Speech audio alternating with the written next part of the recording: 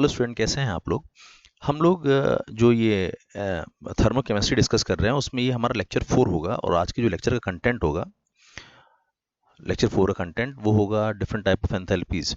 हम इससे पहले प्रीवियस लेक्चर्स में combustion enthalpy, formation enthalpy, neutralisation enthalpy ये सब डिस्कस कर चुके हैं।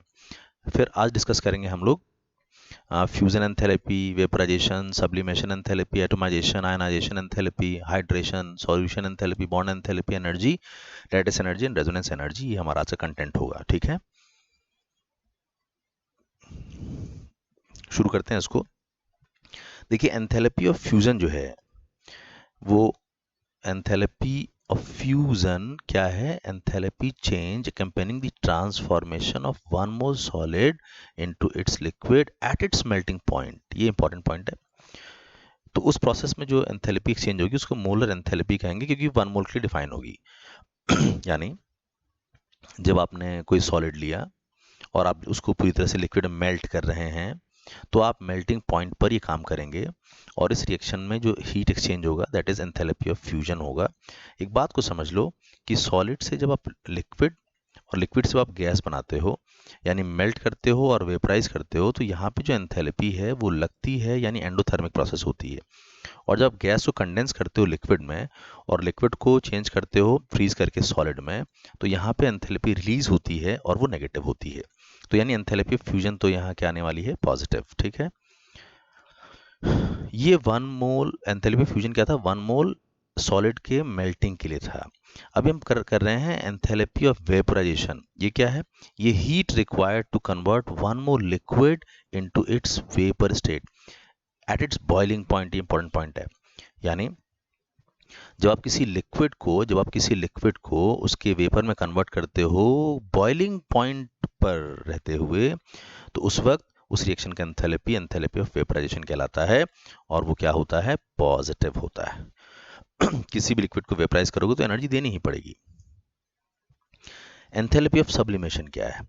Enthalpy change when 1 mole solid directly changes into vapour. सारे सॉलिड ऐसा काम नहीं करते हैं, लेकिन जो सॉलिड ऐसा काम करते हैं, solid to direct vapour convert होते हैं at a given temperature below its melting point. ये भी इंपॉर्टेंट पॉइंट है कि मेल्टिंग पॉइंट से कम टेम्परेचर पे वो सॉलिड से वेपर में कन्वर्ट होना चाहिए, तो उसको हम लोग सब्लिमेशन प्रोसेस कहते हैं और एंथैल्पी ऑफ सब्लिमेशन उसका हीट एक्सचेंज कहलाएगा। क्लियर है? तो यानी जैसे हमने सॉलिड लिया H2O सॉलिड और ये डायरेक्टली वेपर में कन्वर्ट किया, लेकिन किस टेम्परेचर पे? इंपॉर्टेंट है, मेल्टिंग पॉइंट से कम टेम्परेचर पर। तो कुछ सॉलिड ऐसे होते हैं जो कि मेल्टिंग पॉइंट से कम टेम्परेचर पर भी सब्लिमेशन प्रोसेस ये शो करते हैं। तो ऐसे में जो एंथैल्पी एक्सचेंज होगी वो एंथैल्पी ऑफ सब्लिमेशन कहलाएगी और ये भी क्या होगी? पॉजिटिव। आपको यहाँ पे ये समझ में आना चाहिए कि जो सॉलिड है, सॉलिड से पहले आप लिक्विड कन्वर्ट किए, लिक्विड से आप गैस, 2 स्टेप में। तो यहाँ पे मान लो एंथैल्पी 1 और यहाँ एंथैल्पी 2 इन्वॉल्व हुई। आप सॉलिड से वेपर में डायरेक्ट कन्वर्ट किए, सब्लाइम किए, ये एंथैल्पी 3 कन्वर्ट हुई। आपको पता है कि डेल्टा एच स्टेट फंक्शन होता है, डेल्टा एच स्टेट पे डिपेंड करता है। आप कैसे गए इससे मतलब नहीं है, और हेस लॉ उसी का यूज़ करता है। हेस लॉ क्या है? जैसे आप इसी पे अप्लाई करोगे तो आप कहोगे कि देखो फर्स्ट स्टेप और सेकंड स्टेप मिलाकर क्या बन रहा है? Third step.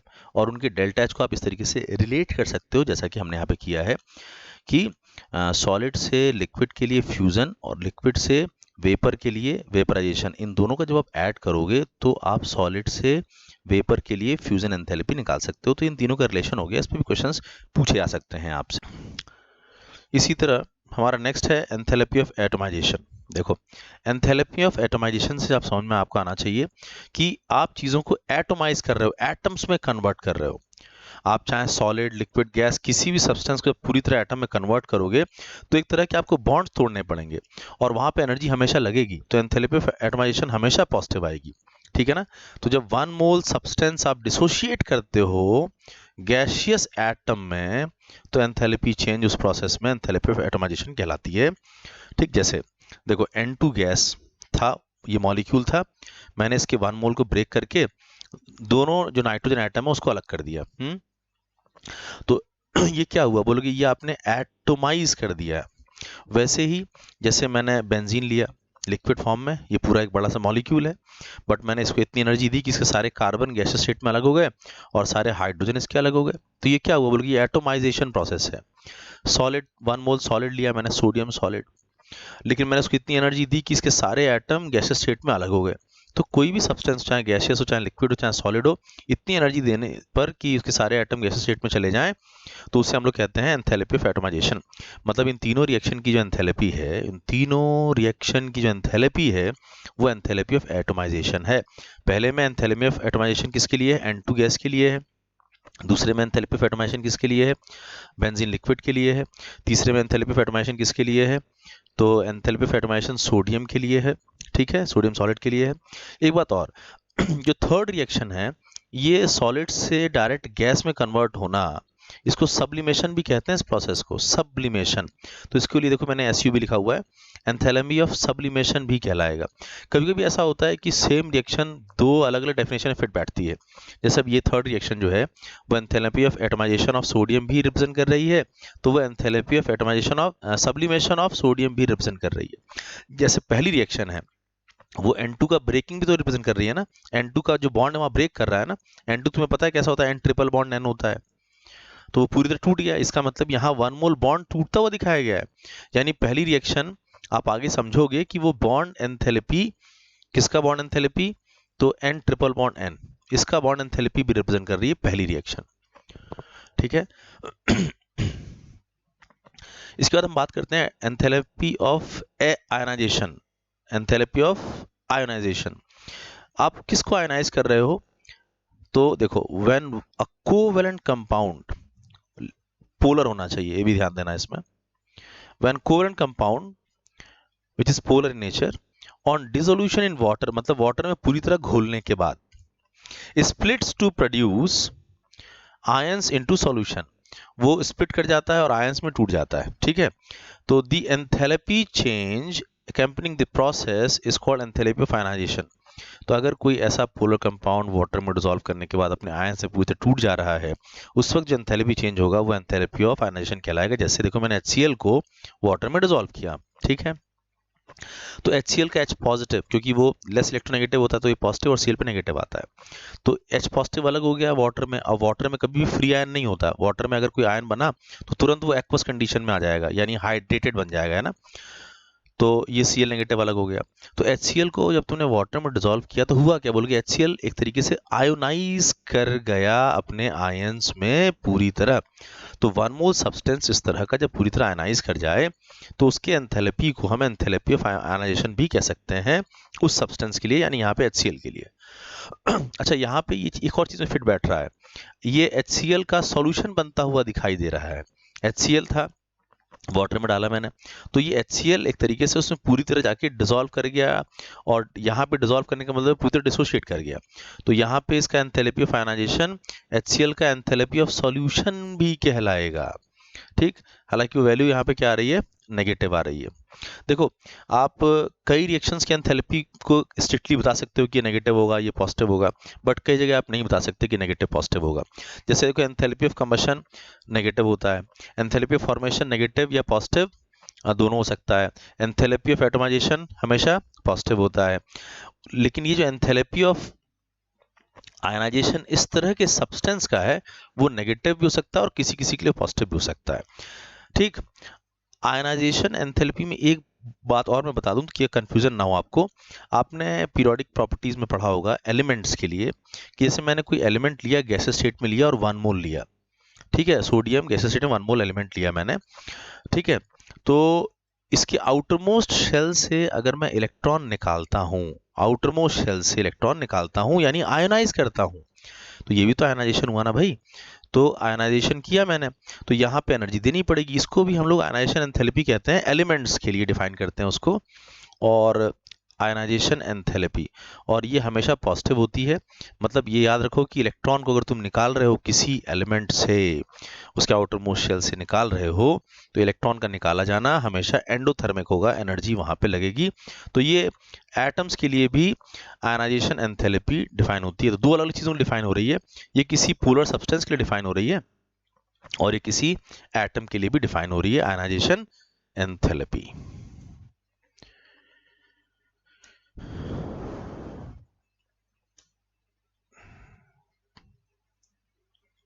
ठीक है। अब इसके बाद हम बात करें हाइड्रेशन एंथैल्पी की। देखो हाइड्रेशन से क्या मतलब है। हाइड्रेशन से मतलब यहाँ पर ये है कि जब आप कोई 1 मोल एनहाइड्रस सॉल्ट ले रहे हो, एनहाइड्रस सॉल्ट यानी सॉल्ट है जिसमें वाटर बिल्कुल नहीं है, एनहाइड्रस सॉल्ट, और वो वाटर के साथ कंबाइन कर रहा है कुछ certain number of moles of water के साथ, तो और क्या बना रहा है, हाइड्रेटेड सॉल्ट बना रहा है। तो इस प्रोसेस में जो एंथैल्पी चेंज आएगी उसको एंथैल्पी ऑफ हाइड्रेशन कहेंगे। मैं बता दूं कि एंथैल्पी ऑफ हाइड्रेशन हमेशा नेगेटिव होती है, तो ये भी एक इंपॉर्टेंट पॉइंट है कि enthalpy of hydration is always negative. Example देखते हैं। देखिए जैसे मैंने बैरियम क्लोराइड एक सॉल्ट लिया जो कि सॉलिड है और एनहाइड्रस फॉर्म में, मतलब इसमें वाटर बिल्कुल नहीं है, ठीक है। अब मैंने इसमें देखा तो इसने 2 मोल H2O क्या किया, इसने एब्जॉर्ब कर लिया, लेकिन अभी भी देखो ये सॉलिड है। मतलब जब सॉलिड सॉल्ट वाटर एब्जॉर्ब करने के बाद भी सॉलिड बना रहे तो उसको हम कहेंगे हाइड्रेटेड सॉल्ट। ये है एनहाइड्रस, ये हाइड्रेटेड, ठीक। कॉपर सल्फेट यहाँ पे एनहाइड्रस है, अभी वाटर नहीं है इसमें, इसने यहाँ 5 वाटर मॉलिक्यूल क्या किए, एब्जॉर्ब कर लिए, अब ये क्या हो गया, हाइड्रेटेड। देखो अभी भी सॉलिड फॉर्म में है। तो ऐसे सॉलिड सॉल्ट में जो वाटर ऑफ क्रिस्टलाइजेशन होता है इसे वाटर ऑफ क्रिस्टलाइजेशन कहते हैं। अब इसमें H2H2O है और इसमें 5H2O है। याद रखना इस तरह के हाइड्रेटेड सॉल्ट का बनना, हाइड्रेशन एंथैल्पी हमेशा एक्सोथर्मिक होता है, एक इंपॉर्टेंट पॉइंट है। नेक्स्ट हम बात करें enthalpy of solution of a substance. किसी सब्सटेंस का अगर आप सॉल्यूशन बनाते हो यानी वाटर में डिसॉल्व करते हो या किसी सॉल्वेंट में डिसॉल्व करते हो मान लो इन जनरल, तो उस वक्त जो एंथैल्पी चेंज होगा पर मोल सब्सटेंस, 1 मोल सब्सटेंस को अगर आप डिसॉल्व कर रहे हो एक स्पेसिफिक अमाउंट ऑफ सॉल्वेंट में, तो जो चेंज आएगा that is enthalpy of solution, ठीक। एक बात ध्यान देनी है, however if large volume of solvent taken that further addition of solvent does not produce any more heat change, it is called enthalpy of solution in infinite dilution। एक बात को समझो कि enthalpy of solution dilution पे depend करता है, ठीक है ना। देखो जैसे जैसे आप डाइल्यूशन बढ़ाते हो, जैसे जैसे क्या करते हो आप डाइल्यूशन को बढ़ाते हो, वैसे वैसे ये एंथैल्पी चेंज होता है। यानी कि जो एंथैल्पी ऑफ सॉल्यूशन है, एंथैल्पी ऑफ सॉल्यूशन है वो चेंज होता है, चाहे डिक्रीज करे चाहे इंक्रीज करे। मैं यहाँ पे लिख रहा हूँ कि चेंज होता है, तो मतलब डाइल्यूशन बढ़ाने पर ही चेंज होता है। लेकिन एक जैसे जैसे आप डाइल्यूशन चेंज करते जाओगे बढ़ाते जाओगे, एक डाइल्यूशन ऐसा आएगा जिसके बाद अब फर्दर चेंज नहीं होगा ये। तो ऐसा डाइल्यूशन जिसके बाद फर्दर चेंज ना हो एंथैल्पी ऑफ सॉल्यूशन में, उसको हम इनफाइनाइट डाइल्यूशन कहते हैं। और उस वक्त जो हमको एंथैल्पी मिलती है उसको एंथैल्पी ऑफ डिसोल्यूशन कहते हैं। Enthalpy of solution at infinite dilution या एंथैल्पी ऑफ डिसोल्यूशन कहते हैं। समझो और इसको देखो, जैसे मैंने HCl को वाटर में डिसॉल्व किया, एक्वस लिखने का मतलब है वाटर हमने ज़्यादा लिया, एक्सेस में लिया है। तो देखो यहाँ ये सॉलिड था, ये क्या बन गया, एक्वस, यानी कि हमने सॉल्यूशन बना दिया, KCl का सॉल्यूशन बना दिया। देखो यहाँ मैंने NaCl सॉलिड लिया, एक्सेस वाटर में डाला और सॉल्यूशन बना दिया। मैंने कॉपर सल्फेट सॉलिड लिया, एक्वस एक्सेस वाटर लिया और मैंने सॉल्यूशन बना दिया, है ना। यहाँ पे हाइड्रेशन हो रहा था, ऊपर ये सॉलिड था फिर भी वाटर एब्जॉर्ब करने के बाद भी सॉलिड था, यहाँ वो एक्वस स्टेट में आ रहा है यानी सॉल्यूशन बन रहा है, ठीक है। तो देखो ये पहले 3 केसेस क्या हैं, एनहाइड्रस सॉल्ट के लिए हैं। चौथा वाला केस क्या है, हाइड्रेटेड सॉल्ट को एक्सेस वाटर में डाला, अब वो भी सॉल्यूशन बन गया। तो यहाँ पे तुमको थोड़ा सा ध्यान देना है कि कौन सी वैल्यू पॉजिटिव होती है, कौन सी वैल्यू क्या होती है, नेगेटिव। सुनो, KCl और NaCl ऐसे सॉल्ट हैं जो हाइड्रेटेड फॉर्म में आते ही नहीं हैं। इसका मतलब ये निकल रहा है कि मतलब KCl जो है वो डॉट XH2O इस तरह का हाइड्रेटेड सॉल्ट बनाता ही नहीं है। इसी तरह से जैसे NaCl है, NaCl भी X डॉट H2O इस तरह का सॉल्ट नहीं बनाता है। तो KCl और NaCl जैसे सॉल्ट जो हाइड्रेटेड सॉल्ट नहीं बनाते हैं उनकी एंथैल्पी ऑफ सॉल्यूशन पॉजिटिव होती है।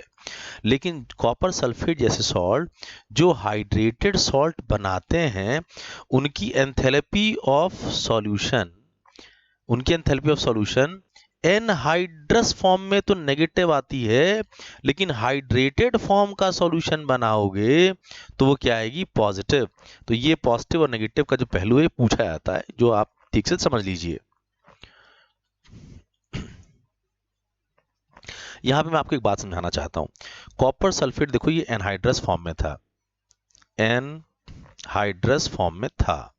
अच्छा, इसने वाटर को एब्जॉर्ब किया लेकिन अभी भी सॉलिड है ना ये, तो इस वक्त ये हाइड्रेटेड फॉर्म में है और ये एक्वस कंडीशन में आ गया पूरी तरह, यानी सॉल्यूशन बन गया।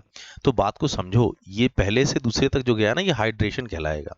तो यहाँ है delta H hydration, delta H hydration, और ये हमेशा नेगेटिव होता है जो भी हो, ठीक। तो ये डेल्टा एच हाइड्रेशन किसके लिए होगा? कॉपर सल्फेट सॉलिड के लिए। लेकिन यहाँ से यहाँ तो सॉल्यूशन बन गया ना, तो ये हो जाएगा enthalpy of solution, enthalpy of solution, लेकिन किसके लिए? इसके लिए, ठीक।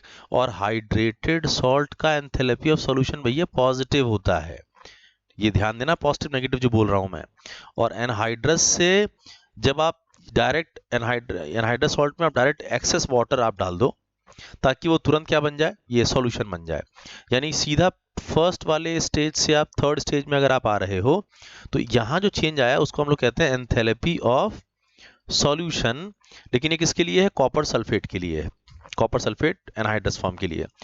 तो डेल्टा एच एक्चुअली क्या होता है? स्टेट फंक्शन होता है, मैंने अपने पहले लेक्चर में डिस्कस किया था। स्टेट फंक्शन होता है, स्टेट फंक्शन यानी कि आप कहाँ से कहाँ गए इससे मतलब है, केवल पाथ से मतलब नहीं है। आपको समझ में आना चाहिए कि अगर ये वैल्यू x है, ठीक, ये वैल्यू x है, ये वैल्यू क्या है? y है, और ये वैल्यू क्या है? z। तो स्टेट फंक्शन होने का मतलब है कि इस पाथ और इस पाथ, दो पाथ को मिलाकर ये थर्ड पाथ बना है। तो मैं कह सकता हूं कि x वैल्यू y वैल्यू मिलाकर क्या आएगी? z value. ये स्टेट फंक्शन होने का नतीजा है, रिजल्ट है। मतलब आपको समझ में आना चाहिए कि आप यहाँ ये कह सकते हैं कि डेल्टा एच, ठीक है सुनना, डेल्टा एच हाइड्रेशन, ठीक है, किसका? तो कॉपर सल्फेट सॉलिड का, मतलब पहला वाला, प्लस डेल्टा एच सॉल्यूशन, ठीक, किसका? तो बोले कॉपर सल्फेट डॉट 5H2O का, ठीक। ये बराबर होगा किसके? डेल्टा एच सॉल्यूशन, किसके? कॉपर सल्फेट इसका। अब आपको जो भी वैल्यूज दी होंगी, ये तीन वेरिएबल्स हो गए, तो इन तीन वेरिएबल्स में क्वेश्चन में कोई ना कोई दो वैल्यू दी रहती है और एक आपसे पूछी रहती है। याद रखना साइन के साथ पुट करेंगे। पहला वाला जो हाइड्रेशन एंथैल्पी है मैंने बोला है वो पक्का नेगेटिव में होगा, पक्का। और enthalpy of solution of hydrated copper sulphate अगर होगा तो पक्का वो क्या होगा? पॉजिटिव वैल्यू होगी। और ये जो कॉपर सल्फेट की जो आएगी सॉल्यूशन की एंथैल्पी क्या आएगी? नेगेटिव आएगी, वैल्यू जो भी हो, ठीक। कौन पॉजिटिव कौन नेगेटिव आएगी ये समझ लो, और उनका आपस में रिलेशन क्या है वो समझ लो। अच्छा, एक बात और सुनो, enthalpy of solution depends upon dilution, मैंने अभी बताया था आपको, ठीक है। सुनो, जैसे होता क्या है मान लो मैंने KCl को डिसॉल्व करना शुरू किया, ठीक। मैंने KCl को डिसॉल्व करना शुरू किया, जो सॉलिड था मैंने x डाइल्यूशन रखा पहले, मतलब मैंने वाटर ऐड किया, ये बना भी x डाइल्यूशन, मतलब मैं इसको एक्वस ले रहा हूँ, लेकिन चलो इसको मैं एक्वस लिख रहा हूँ, लेकिन यहाँ x डाइल्यूशन का जिक्र कर रहा हूँ कि हमने x डाइल्यूशन लिया है। फिर मैंने और वाटर मिला दिया, मतलब अब जो है डाइल्यूशन हो चुका है, मान लो y डाइल्यूशन, x से ज्यादा हो चुका है, मैंने वाटर और ज्यादा मिला दिया ना, तो KCl एक्वस कंडीशन में ही होगा, लेकिन इस वक्त ये y डाइल्यूशन पर है, ज्यादा डाइल्यूशन पर है। और फिर इस तरीके से होते होते ultimately KCl aqueous infinite dilution पर, इनफाइनाइट डाइल्यूशन, ये वो डाइल्यूशन होता है जिसके बाद अब फर्दर वाटर डालने पे असर नहीं पड़ेगा। तो जानते हो क्या, या KCl यहाँ से यहाँ की जो वैल्यू है, मान लो वो A वैल्यू है, इतनी वैल्यू यहाँ पे एंथैल्पी की है A, और यहाँ पे जो वैल्यू आएगी फर्दर तो कुछ और वैल्यू इसमें इंक्रीमेंट होगी। यानी यहाँ से यहाँ A है, तो अब यहाँ से यहाँ डेफिनेटली वो अगर B है तो वो A से ज़्यादा क्या है? B, ठीक। और फिर वो यहाँ से यहाँ तक की वैल्यू अगर C आ रही है तो C उससे ज़्यादा होगी। मतलब जैसे जैसे डाइल्यूशन आप बढ़ाते गए, देखो एंथैल्पी चेंज बढ़ रहा है, एंथैल्पी चेंज क्या हो रहा है? बढ़ रहा है। ये ABC क्या लिखा है मैंने? ये एंथैल्पी चेंज लिखा है, बढ़ रहा है। लेकिन इनफाइनाइट डाइल्यूशन के बाद अब फर्दर एंथैल्पी चेंज नहीं होता। तो इनफाइनाइट डाइल्यूशन वो डाइल्यूशन होता है जिसके बाद no further change in enthalpy of solution, ठीक। और इस एंथैल्पी ऑफ, इस वक्त हम इसको कहते हैं, यहाँ डिफाइन करते हैं एंथैल्पी ऑफ डिसोल्यूशन, मतलब इनफाइनाइट डाइल्यूशन पे जो उसकी एंथैल्पी ऑफ सॉल्यूशन होगी उसी को हम एंथैल्पी ऑफ डिसोल्यूशन कह देते हैं। क्लियर है? देखो पहले बॉन्ड एनर्जी होती क्या है? Bond energy is the amount of energy released when one mole bond are formed from the isolated atom in the gaseous state. बात को समझो, अगर आप एटम को गैसियस स्टेट में लेकर कोई बॉन्ड बना रहे हैं तो बॉन्ड फॉर्मेशन में एनर्जी निकलती है। तो उस रेस्पेक्ट में बॉन्ड, वन मोल बॉन्ड के बनने के लिए जो एनर्जी निकल रही है that is bond energy. But generally जो हम बॉन्ड डिस्क्राइब करते हैं वो बॉन्ड के ब्रेक करने के लिए डिस्क्राइब करते हैं। मतलब देखो, या तो आप वन मोल फॉर्मेशन के लिए कहते हो या वन मोल बॉन्ड के टूटने के लिए। तो जनरली हम उस क्या डिफाइन करते हैं, और करके लिखा है मैंने, और the amount of energy required to dissociate one mole bond present between the atom in gaseous molecule। किसी gaseous molecule में अगर वन मोल बॉन्ड टूट रहा है तो जो एनर्जी लगेगी उसको हम बॉन्ड एनर्जी कहेंगे।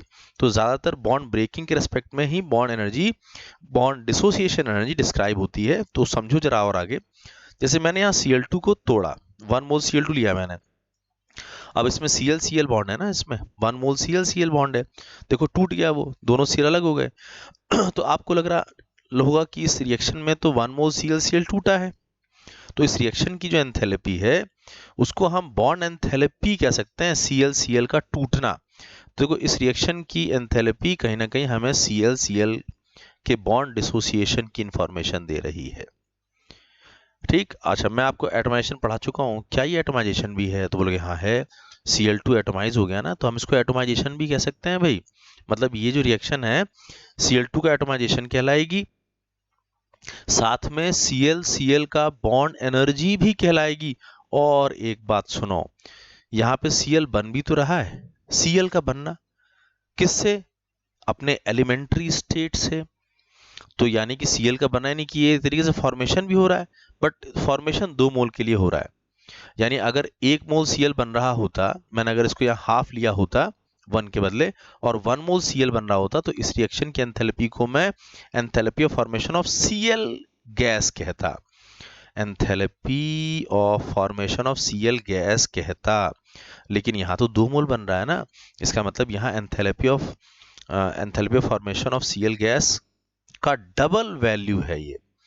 मतलब अगर जो भी वैल्यू यहाँ पे आएगी ना ये वाली, उसको हाफ कर दोगे तो आपको Cl गैस के फॉर्मेशन का एंथैल्पी मिल जाएगा। तो देखो मैंने यहाँ पे 3 तरीके से इसको डिफाइन किया, Cl2 का एटमाइजेशन डिफाइन किया है ना, Cl का बॉन्ड एंथैल्पी डिफाइन किया, और Cl गैस के फॉर्मेशन को भी डिफाइन किया। लेकिन ये एग्जैक्टली 1 नहीं 2 बन रहा है, इसीलिए ये 2 इंटू Cl गैस का फॉर्मेशन एंथैल्पी डिफाइन हुआ है। आगे देखो, बिल्कुल वैसे मैंने यहाँ लिया, I2 गैस लिया मैंने, ठीक, और इसको भी तोड़ दिया मैंने गैसियस स्टेट में लेते हुए। देखो यहाँ डेफिनेशन में लिखवाया ना मैंने कि गैसियस मॉलिक्यूल में बॉन्ड टूटना चाहिए। तो I2 हालांकि सॉलिड होता है जो उसका एलिमेंट्री स्टेट है, बट अगर मैंने I2 गैसियस स्टेट में लिया है और फिर मैं बॉन्ड तोड़ रहा हूं, तो इस प्रोसेस की एंथैल्पी को मैं एटमाइजेशन तो कह सकता हूं, किसके लिए? I2 गैस के लिए। I2 गैस को तोड़ रहे हो ना भाई, तो I2 गैस के लिए एटमाइजेशन भी कह सकते हो। और गैस में बॉन्ड को तोड़ना, गैसियस मॉलिक्यूल में बॉन्ड को तोड़ना, उसकी बॉन्ड एंथैल्पी भी डिफाइन करता है। और ये 1 मोल बॉन्ड टूट रहा है ना इसमें, I एक ही मोल तो है, तो 1 मोल बॉन्ड टूटा तो बॉन्ड एंथैल्पी डिफाइन हो गई पर मोल। अब एक बात सुनो, I यहाँ बन रहा है फॉर्मेशन, जैसे आपने ऊपर भी डिफाइन किया था ना यहाँ Cl का फॉर्मेशन, क्या यहाँ आप I का फॉर्मेशन भी इसको कह सकते हो? बोलोगे नहीं कह सकते, क्योंकि यहाँ जो Cl बन रहा था वो Cl2 यानी अपने एलिमेंट्री स्टेट से बन रहा था, बट I2 गैस नहीं होता एलिमेंट्री स्टेट, I2 सॉलिड होता है एलिमेंट्री स्टेट। मतलब ये बात यहाँ पे एप्लीकेबल नहीं है, जबकि यहाँ एप्लीकेबल थी। बेसिक पॉइंट को समझने की कोशिश करो। अब यही देखो, I2 सॉलिड अगर मैंने लिया होता गैस के बदले, उसका एलिमेंट्री स्टेट लिया होता, और मैं इसको तोड़ता, बहुत अच्छी तरह सुनना, मैं I2 गैस ना लेकर I2 सॉलिड लेता और उसको इस तरीके से तोड़ता कि मेरे को I एटम्स मिल रहे हैं गैसियस स्टेट में, तो ये एक रिएक्शन है, ठीक है, डेल्टा एच रिएक्शन मैंने इसको डिफाइन किया। ये बताओ कि मैं इसको एटमाइजेशन प्रोसेस कह सकता हूँ क्या? बोल के बिल्कुल, I2 सॉलिड था, हाँ, और आपने तोड़ के सारे गैस के एटम में उसको बिखेर दिया, तो डेफिनेटली ये I2 सॉलिड का एटमाइजेशन है। तो भैया ऊपर वाला था जो वो I2 गैस का एटमाइजेशन था, और ये I2 सॉलिड का एटमाइजेशन है। इतना आपको समझ में आना चाहिए। क्या ये बॉन्ड एंथैल्पी डिस्क्राइब हो सकती है? यहाँ तो हो गई थी। देखो यहाँ पे पॉइंट क्या है, गैसियस मॉलिक्यूल के बॉन्ड को जब आप तोड़ते हो तो उसके रेस्पेक्ट में आप वहां पे बॉन्ड एंथैल्पी डिफाइन करते हो। 1 मोल बॉन्ड टूटने के लिए डिफाइन होता है, लेकिन वो जो बॉन्ड है वो ऐसे एटम्स में होना चाहिए जो गैसियस मॉलिक्यूल के हों।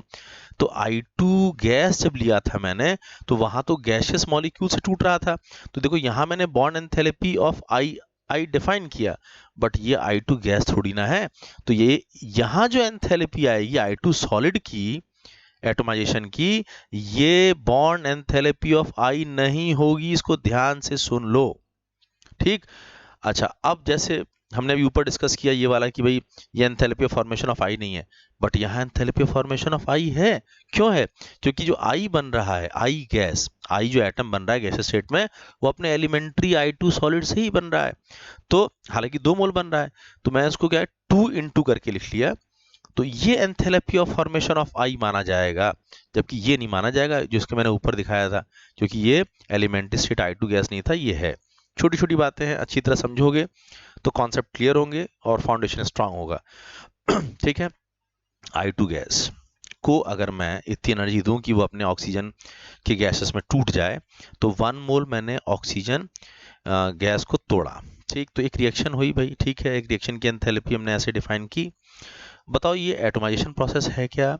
बोल गए हाँ बिल्कुल, O2 गैस को आपने एटमाइज ही तो किया है।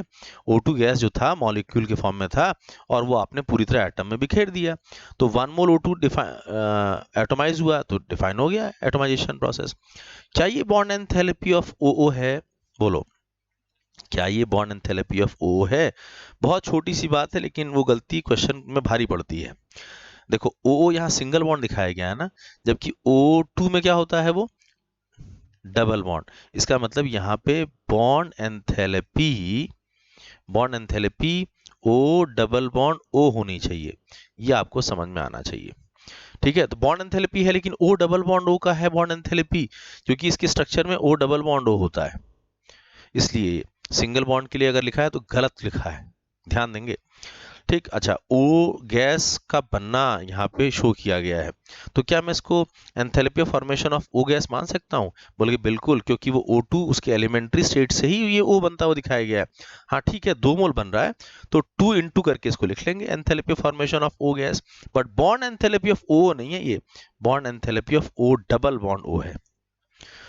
ऐसे यहाँ देखो, मैंने N2 को इतनी एनर्जी दी कि वो N में टूट गया, तो एक रिएक्शन हुई, उसकी एंथैल्पी है ये। तो क्या ये एंथैल्पी ऑफ N2 गैस कहलाएगी? बिल्कुल बिल्कुल कहलाएगी। N2 गैस की तो आपने एटमाइज किया है ना, तो enthalpy of atomisation N2 gas के लिए कहलाएगी। क्या ये बॉन्ड एंथैल्पी ऑफ NN है? बिल्कुल वही बात है, ये NN नहीं है, N ट्रिपल बॉन्ड N होता है। N2 में क्या होता है? N triple bond N। तो बहुत छोटी सी बात है, लेकिन कंफ्यूजन क्रिएट कर देती है। तो यहाँ बॉन्ड एंथैल्पी किसका है भाई? N सिंगल N का नहीं है, N ट्रिपल N बॉन्ड का है। ठीक है। अच्छा, क्या ये enthalpy of formation of N कहलाएगा? बोलोगे देखो ये बन तो रहा है और अपने एलिमेंट्री स्टेट से बन रहा है N एटम, लेकिन 2 मोल बन रहा है। हमको पर मोल डिफाइन करना होता है एंथैल्पी ऑफ फॉर्मेशन, तो ठीक है 2 इंटू, इसको इस तरीके से कह के हम इस प्रोसेस के एंथैल्पी को इक्वेट कर सकते हैं कि ये 2 into enthalpy of formation of N के बराबर है। यानी N2 का एटोमाइजेशन, यानी bond enthalpy N triple bond N की N के एंथैल्पी ऑफ फॉर्मेशन का डबल है। ये रिलेशन समझ में आना चाहिए। इसी तरह मान लो जैसे CO गैस है, CO गैस में जानते हो क्या होता है? C जो बॉन्ड होता है CO गैस में, वो C ट्रिपल बॉन्ड ON होता है सब। अब ये मुझे बताओ कि अगर हम देखें कि यहाँ हमने इसको इतनी एनर्जी दी कि कार्बन पूरा अलग हो गया, ऑक्सीजन पूरा अलग हो गया, यानी एटोमाइज हो गया, तो इस रिएक्शन की एंथैल्पी को हम एटोमाइजेशन ऑफ CO कह सकते हैं ना? बोलो बिल्कुल कह सकते हैं। तो यानी इस रिएक्शन में जो भी एंथैल्पी होगी उसको CO का एटोमाइजेशन आप कह सकते हो। लेकिन आप क्या उसको बॉन्ड एंथैल्पी ऑफ CO कह सकते हो? बोल के बिल्कुल कह सकते हैं, बस वही फर्क है कि वो सिंगल बॉन्ड ना होकर वहाँ क्या होना चाहिए उसको ट्रिपल बॉन्ड। मतलब आप कौन सा बॉन्ड तोड़ रहे हो ना, ये भी सोचना पड़ता है कि वो सिंगल बॉन्ड का है कि डबल का है कि ट्रिपल का है। ठीक है।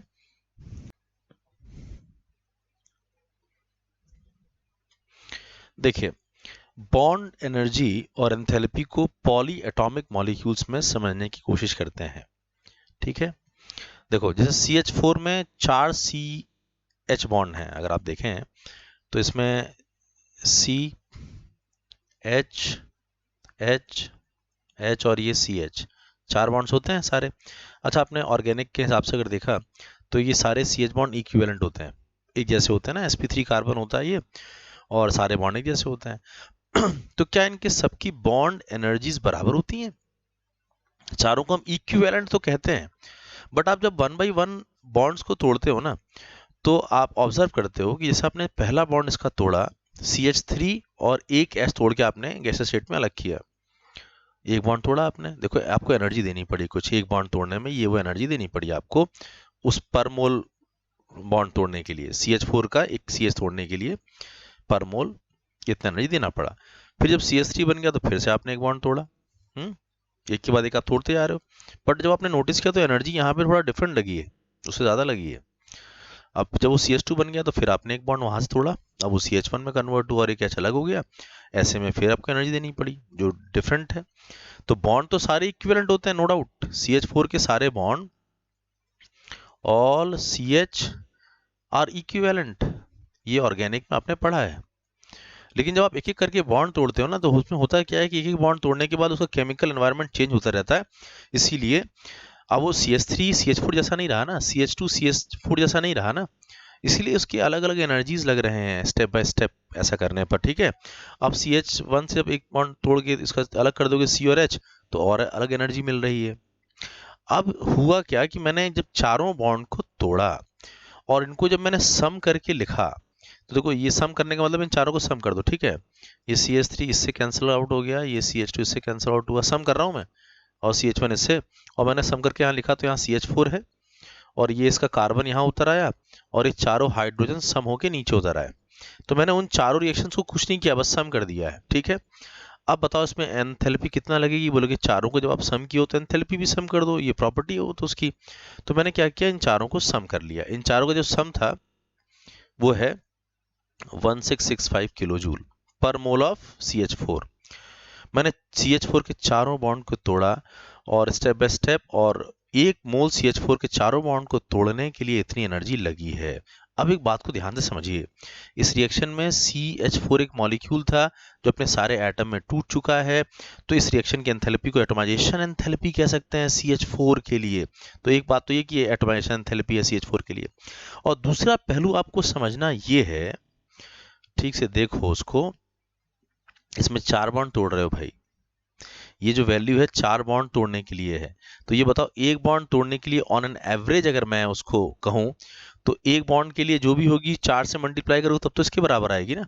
तो ये जो मैंने बॉन्ड एंथैल्पी ली है, ये उसकी एक्चुअल वैल्यू नहीं है, ये उसकी एक्चुअल वैल्यू नहीं है, ये है एवरेज वैल्यू, ये है average bond enthalpy, average bond enthalpy CH4 में।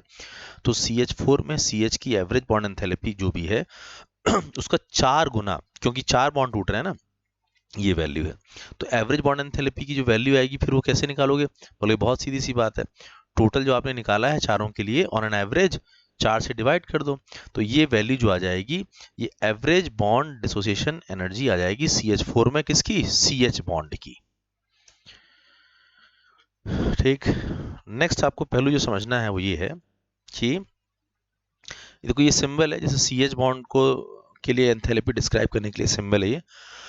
इसको तुम ऐसे भी कह सकते हो कि भाई CH की बॉन्ड एंथैल्पी, वो कैसे निकाला हमने, बोलोगे CH4 का जो टोटल आया था चारों बॉन्ड के लिए, उसको 4 से डिवाइड कर दिया हमने, डिवाइड कर दिया तो ये एक CH का आ गया, लेकिन ये एवरेज वैल्यू है, एग्जैक्ट नहीं है। एग्जैक्ट तो यहाँ देखो ना, सबका क्या क्या है मैंने यहाँ लिखा हुआ है, अलग अलग है, और देखो 416 अलग है कि नहीं इन चारों से, तो ये जो 416 आया उन चारों का एवरेज आया है, this is called average bond energy. ठीक है, अब आगे देखते हैं एक नोट इंपॉर्टेंट, देखो bond energy is the energy for 1 mole of a particular type of bond. देखो बॉन्ड एनर्जी मॉलिक्यूल के लिए नहीं होती है, बॉन्ड ये किसके लिए होती है, 1 मोल किसी खास तरह के बॉन्ड के लिए, चाहे वो HH हो, O डबल बॉन्ड O हो, Cl Cl हो, किसी भी तरह के बॉन्ड के लिए डिफाइन होती है और एक मोल बॉन्ड तोड़ने के लिए डिफाइन होती है, ठीक है। And it is not for one mole substance के लिए नहीं है, वो वन मोल एक खास तरह के बॉन्ड के लिए डिफाइन होगी। और एक पॉइंट समझो, ये मैंने समझाया है बॉन्ड एनर्जी और एंथैल्पी में क्या डिफरेंस है। इसको समझने से पहले एक बात सुन लो। देखो, एग्जाम में बॉन्ड एनर्जी लिख के आए या बॉन्ड एंथैल्पी लिख के आए क्वेश्चंस में, न्यूमेरिकल्स में, तो आप उसमें उलझेंगे नहीं। जनरली जो हमारे को हमसे एक्सपेक्ट किया जाता है वो बॉन्ड एंथैल्पी ही एक्सपेक्ट किया जाता है, यानी डेल्टा एच। ठीक, डिफरेंस इस बात का होता है बॉन्ड एनर्जी बॉन्ड एंथैल्पी में कि H2 गैस से जब हमने इसको तोड़ा और 2H गैस बना, तो इस रिएक्शन के लिए जो एंथैल्पी थी वो 435 किलोजूल पर मोल थी। एंथैल्पी यानी डेल्टा एच की बात कर रहा हूं मैं। तो H2 के एक मोल बॉन्ड तोड़ने के लिए ये एंथैल्पी है और इसी को हमने कह दिया बॉन्ड एंथैल्पी। अच्छा, बॉन्ड एंथैल्पी यानी डेल्टा एच, और डेल्टा एच तो तब निकलता है जब आप पी डेल्टा वी को भी करते हैं कंसिडर। यानी बॉन्ड एंथैल्पी प्रैक्टिकली निकालते समय it is calculated by considering heat capacity. Heat capacity की मदद से आप बॉम्ब कैलोरीमीटर वाले जो रिएक्शंस कराते हैं उसमें डेल्टा यू निकालते हैं और साथ में पी डेल्टा वी भी करते हैं कंसिडर, तब डेल्टा एच मिलता है। तो एक्चुअली जो बॉन्ड एंथैल्पी है वो डेल्टा एच है, इसी रिएक्शन का डेल्टा एच। और ये रिएक्शन क्या डिस्क्राइब कर रही है कि गैस के मॉलिक्यूल में H2 में 1 मोल HH टूटा तो उसमें जो एनर्जी लगी तो वो बॉन्ड एंथैल्पी कहलाएगी। लेकिन जरा सोचो कि सेम रिएक्शन H2 से 2H का बनना, अगर मैं इसका डेल्टा U डिफाइन करूं तो वो क्या होगा, उसको हम बॉन्ड डिसोसिएशन एनर्जी कहते हैं। बस यही डिफरेंस है। बॉन्ड एंथैल्पी है ये डेल्टा H और डेल्टा U उसी रिएक्शन के लिए इसे कहेंगे बॉन्ड एनर्जी। तो देखो यहाँ अंतर है कि नहीं। देखो H2 का ये बॉन्ड एंथैल्पी है 435 और 430 जो है ये बॉन्ड डिसोसिएशन एनर्जी है। बट क्वेश्चन में इतना क्लियर कट डिफरेंस नहीं दिया रहता है। वो चाहे बॉन्ड एनर्जी डेटा लिख के दें या बॉन्ड एंथैल्पी लिख के दें या बॉन्ड डिसोसिएशन एनर्जी लिख के दें, आप उसको बॉन्ड एंथैल्पी ही मान के हेस लॉ में अप्लाई करोगे या जो भी न्यूमेरिकल्स आएंगे उसमें अप्लाई करोगे। बट एक बेसिक डिफरेंस होता है जो मैंने आपको समझा दिया है, ठीक। और आप इसमें नहीं उलझोगे क्वेश्चंस में कि डेल्टा एच है कि डेल्टा यू है, ठीक। आप ये मान के चलो कि आपके लिए बॉन्ड एनर्जी नियरली सेम है बॉन्ड एंथैल्पी के, ठीक। तो बॉन्ड डिसोसिएशन एनर्जी, अच्छा ये पता है डेल्टा यू कैसे कब निकालते हैं, बॉन्ड डिसोसिएशन एनर्जी कहलाती है और ये 0 केल्विन पे स्पेक्ट्रोस्कोपिक मेथड से निकाली जाती है। तो दोनों के निकालने का अप्रोच अलग है, दोनों की वैल्यूज में थोड़ा सा डिफरेंस है, लेकिन हमसे जब क्वेश्चन में पूछा जाता है तो हमसे डेल्टा एच और डेल्टा यू के रेस्पेक्ट में बॉन्ड एनर्जी एंथैल्पीज नहीं पूछी जाती हैं।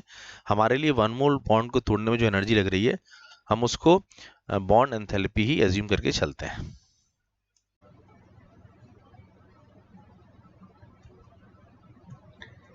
देखिए, हमारा जो अगला क्वेश्चन है वो ये है कि एंथैल्पी ऑफ सॉल्यूशन, एक हमको सॉल्ट दिया है, हाइड्रेटेड सॉल्ट है ये बेरियम क्लोराइड का, और उसके बाद फिर बेरियम क्लोराइड भी दिया हुआ है। इन दोनों का जो एंथैल्पी ऑफ सॉल्यूशन है उसकी वैल्यू गिवन है, ठीक है।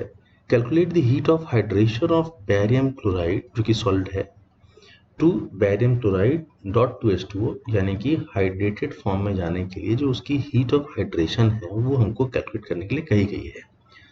तो इसे कैसे सॉल्व करेंगे हम, देखिए पहले जो इन्फॉर्मेशन गिवन है उसको समझने की कोशिश करते हैं। Barium chloride dot 2H2O solid को जब आप एक्सेस वाटर यानी एक्वस कंडीशन में डिसॉल्व करते हैं तो वो सॉल्यूशन बन जाता है, ठीक है। बेरियम क्लोराइड सॉल्यूशन बन गया। इसमें जो एंथैल्पी ऑफ सॉल्यूशन है क्वेश्चन में दी गई थी 8.8, ठीक है, एंथैल्पी ऑफ सॉल्यूशन। अच्छा, enthalpy of solution barium chloride का भी क्वेश्चन में दिया हुआ है अलग से। ये एनहाइड्रस फॉर्म है, ये हाइड्रेटेड फॉर्म है उस सॉल्ट का। एक्वस कंडीशन में ये वैल्यू दी गई है एंथैल्पी ऑफ सॉल्यूशन की, ये नेगेटिव में है। देखो एंथैल्पी ऑफ सॉल्यूशन पॉजिटिव भी हो सकता है, एंथैल्पी ऑफ सॉल्यूशन नेगेटिव भी हो सकता है। याद रखना, जो सॉल्ट्स हाइड्रेटेड फॉर्म में आते हैं, जैसे कि ये आ गया हाइड्रेटेड फॉर्म में, तो उसमें ये ट्रिक याद रखो कि अगर वो एनहाइड्रस फॉर्म में है तो उसकी एंथैल्पी ऑफ सॉल्यूशन डेफिनेटली क्या नेगेटिव होगी, और जो हाइड्रेटेड फॉर्म में लेकर आप एंथैल्पी ऑफ सॉल्यूशन को ऑब्जर्व करोगे तो क्या आएगी, पॉजिटिव आएगी। ये मैं पहले भी डिस्कस कर चुका हूँ, ठीक है। अब आगे देखें कि इसमें हमें सॉल्व क्या करना है। हमें इसमें बैरियम क्लोराइड को 2H2O को एब्जॉर्ब करते हुए और हाइड्रेटेड फॉर्म में जाते हुए दिखाना है, और उसकी एंथैल्पी ऑफ हाइड्रेशन कहलाएगी, उसे सॉल्व करना है। मान लेते हैं उसको हम लोग x। तो हमें इस रिएक्शन की एंथैल्पी को सॉल्व करना है, ठीक है। अच्छा, मान लो कि ये पहली वाली इक्वेशन मानना है, ये इक्वेशन 2 है, ये इक्वेशन 3 है। तो आपको इन तीनों में रिलेशन ड्रॉ करना है ताकि आप एंथैल्पी को आपस में रिलेट कर सको, ठीक है। तो क्या कर सकते हैं, सोच के देखो। देखो, हम यहाँ क्या कर सकते हैं कि जो इक्वेशन 1 है और इक्वेशन 3 है, उसको अगर हम लोग ऐड कर दें तो इक्वेशन 2 मिल जाएगा। ऑब्जर्व करो, देखो तो मिल रहा है कि नहीं। देखो इक्वेशन 3 ऐसे देखो इक्वेशन 3 में ये राइट साइड में जो बैरियम क्लोराइड डॉट 2H2O है, और इक्वेशन 1 में ये लेफ्ट साइड में है, ठीक है। ये कैंसिल आउट हो जाएगा ना जब आप ऐड करेंगे तो। यानी कि केवल क्या बचेगा, राइट साइड में यहाँ पे बैरियम क्लोराइड, देखो ये बैरियम क्लोराइड आ गया, ऐड करने पे 1 और 3 को ऐड करने पे देखो यहाँ पे आ गया। अच्छा, 1 और 3 को ऐड करोगे तो देखो एक्वस और डॉट 2H2O ऐड होगा, तो वो भाई एक्वस यानी एक्सेस वाटर, उसमें अगर तुम 2H2O ऐड कर भी दोगे तो वो एक्सेस वाटर ही तो रहेगा ना। तो ये रहा, पॉइंट क्लियर है। और साथ में यहाँ पर क्या बच जाएगा, तो बैरियम क्लोराइड सॉल्ट बच जाएगा, तो यहाँ बच गया। तो ये साफ साफ नजर आ रहा है कि इक्वेशन 1 और इक्वेशन 3 को ऐड करने पर इक्वेशन 2 हमें मिल रहा है, और बिल्कुल यही काम हम इनके एंथैल्पी के साथ कर देंगे। तो यहाँ पे सेकंड की एंथैल्पी फर्स्ट और थर्ड की एंथैल्पी के सम के बराबर है, ऐसा कहेंगे। वैल्यूज पुट कर देते हैं। देखिए फर्स्ट की एंथैल्पी ऑब्जर्व करो क्या है, 8.8, ये हमने पुट कर दिया। थर्ड की एंथैल्पी x है, ये देखो यहाँ पे हमको यही तो सॉल्व करना था, और सेकंड की एंथैल्पी नेगेटिव में है, ये यहाँ पे रखा और ये हमने सॉल्व कर लिया, ठीक है। यहाँ पे एक बात और नोटिस करने वाली है, उसको भी मैं आपको बता दूं। देखिए ये आपको क्लियर जाना चाहिए कि एंथैल्पी ऑफ सॉल्यूशन पॉजिटिव हो सकता था और नेगेटिव हो सकता था, ठीक है। लेकिन एंथैल्पी ऑफ हाइड्रेशन हमेशा नेगेटिव होता है। इन बातों को गौर से सुन लो। एंथैल्पी ऑफ हाइड्रेशन जो है वो नेगेटिव ही होता है, और यहाँ पे वो नेगेटिव आया भी लास्ट में। देखो enthalpy of hydration solution, enthalpy of solution positive हो सकता है, नेगेटिव हो सकता है।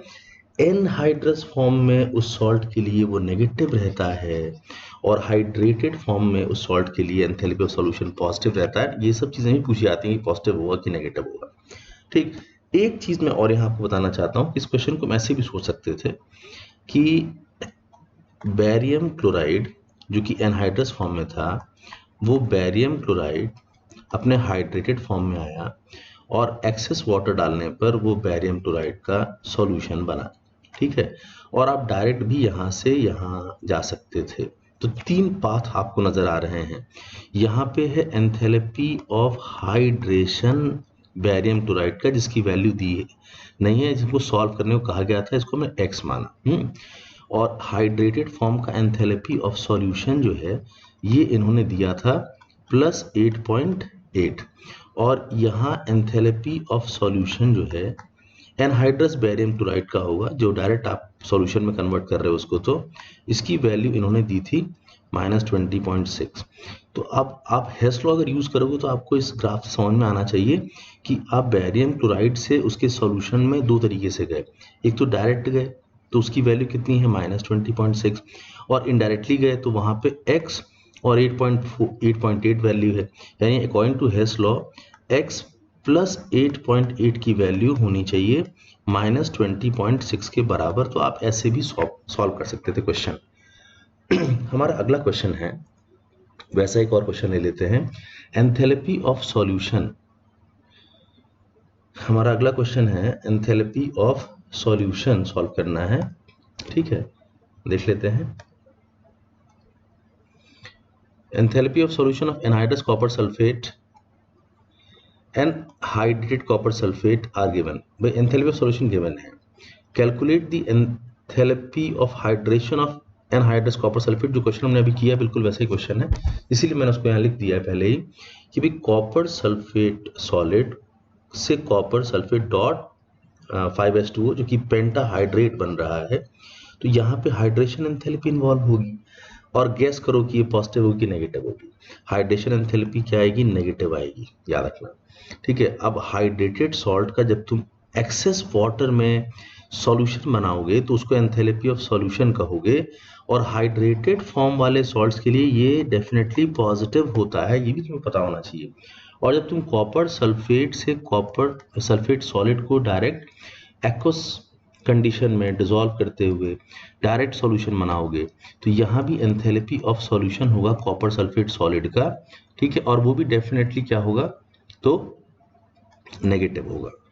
ठीक है, नेगेटिव होगा। हाँ, ये एंथैल्पी यहाँ पे हाइड्रेटेड फॉर्म वाला पॉजिटिव होता है और एनहाइड्रस फॉर्म का एंथैल्पी ऑफ सॉल्यूशन नेगेटिव होता है। तो ये कभी कभी क्वेश्चंस न्यूमेरिकल लेके ऑब्जेक्टिव क्वेश्चंस में ये बातें पूछ सकते हैं।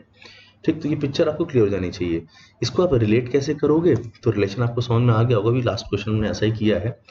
आप कहोगे कि आप एक तो डायरेक्ट पाथ से कॉपर सल्फेट सॉल्यूशन जा रहे हो, तो वो हो गया कॉपर सल्फेट का सॉल्यूशन एंथैल्पी, है ना। और आप फिर उसी को दो रूप स्टेप में जा रहे हो, उसमें आप हाइड्रेशन पहले करा रहे हो कॉपर सल्फेट का और फिर हाइड्रेटेड सॉल्ट का सॉल्यूशन बना रहे हो।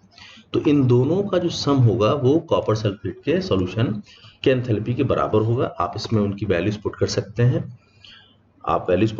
हैं, ठीक है, देखो वैल्यूज क्या क्या दी गई जरा ध्यान से देखो। तो कॉपर सल्फेट का जो हाइड्रेशन एंथैल्पी है ये हो गया हमारे लिए x, ठीक है, और कॉपर सल्फेट का पेंटाहाइड्रेट का जो सॉल्यूशन है वो इन्होंने वैल्यू दी है 11.7, तो यहाँ पे वैल्यू है 11.7। ठीक, और अगर मैं डायरेक्ट कॉपर सल्फेट के सॉल्यूशन को बनाऊं तो उन्होंने उसकी वैल्यू डायरेक्ट वाली वैल्यू दी गई है -66.5।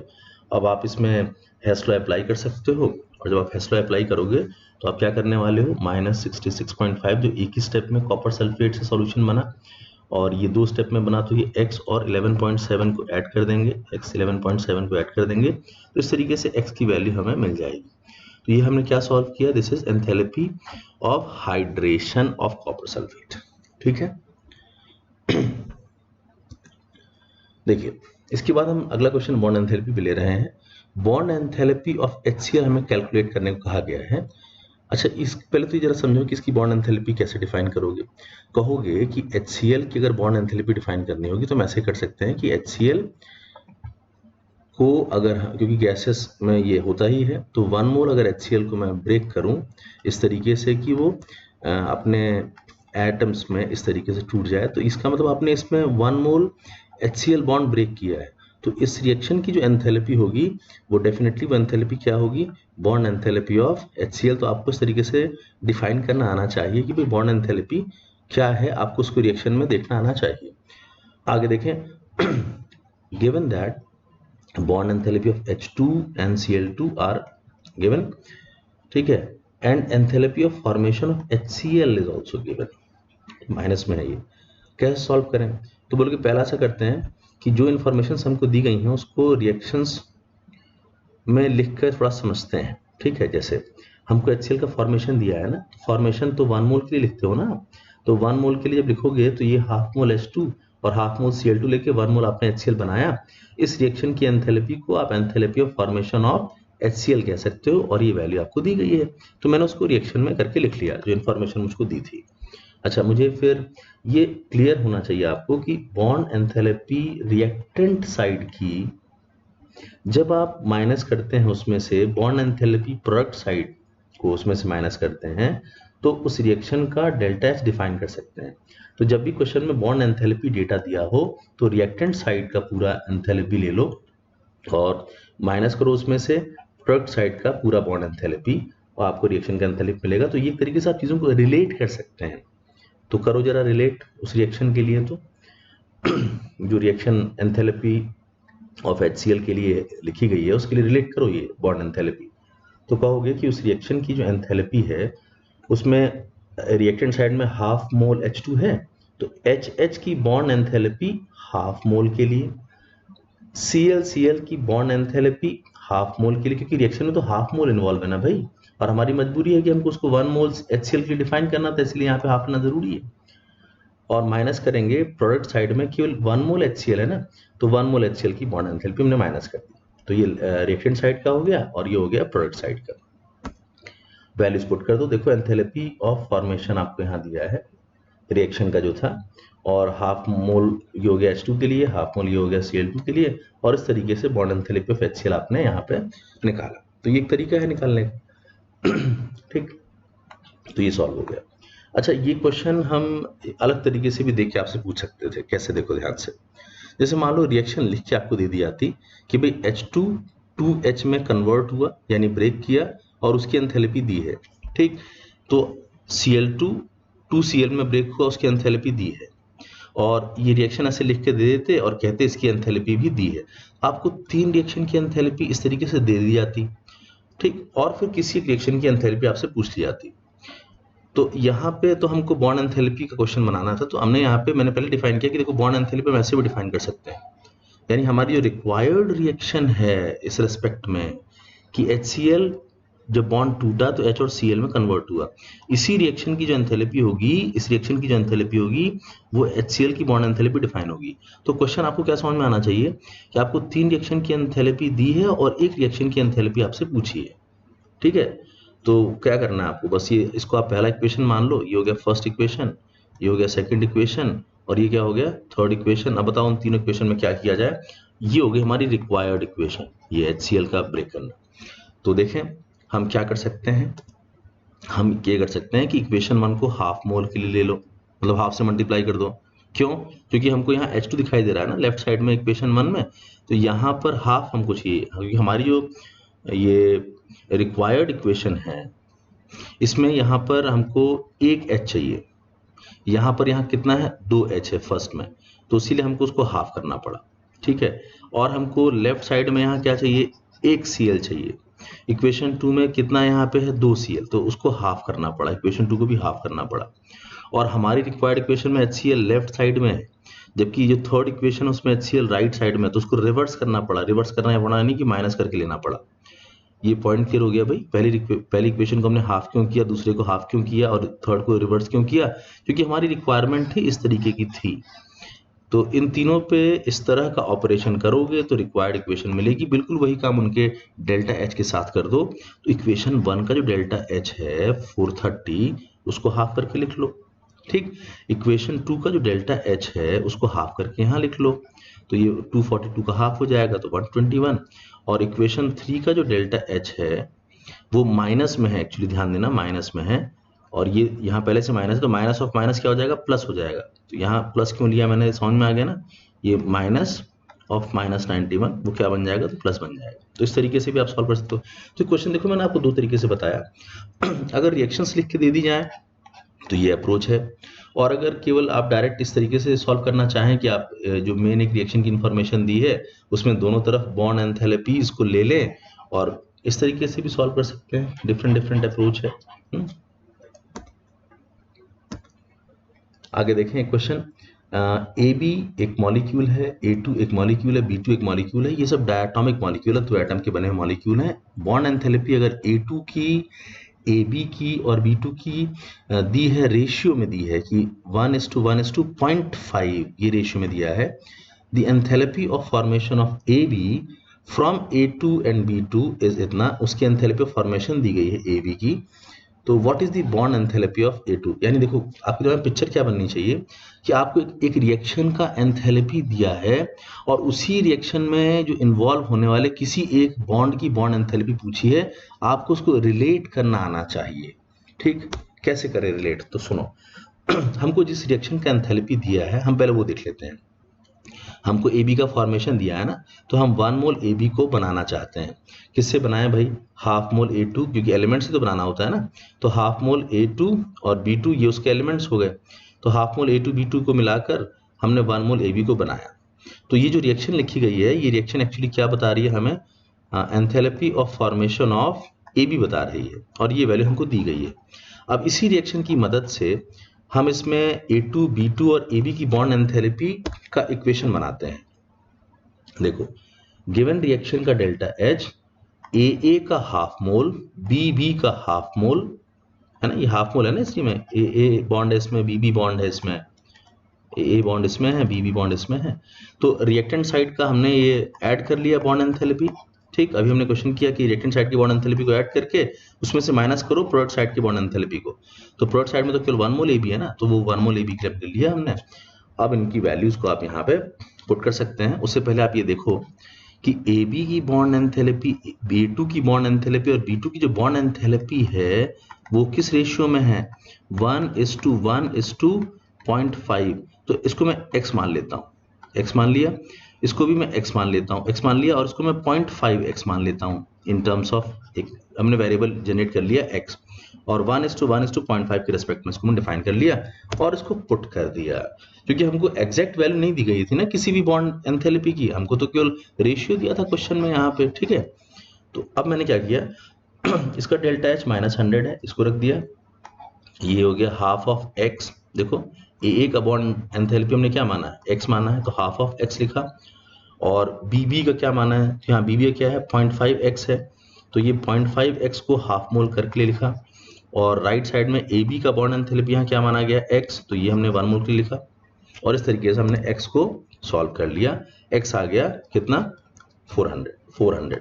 लेकिन हमको याद रखना पूछा क्या है, बॉन्ड एंथैल्पी ऑफ A2 पूछा है, और जो A2 है यहाँ ध्यान देना, A2 जो है उसकी बॉन्ड एंथैल्पी वो x रिप्रेजेंट कर रही है ना, तो ये होगी बॉन्ड एंथैल्पी ऑफ A2।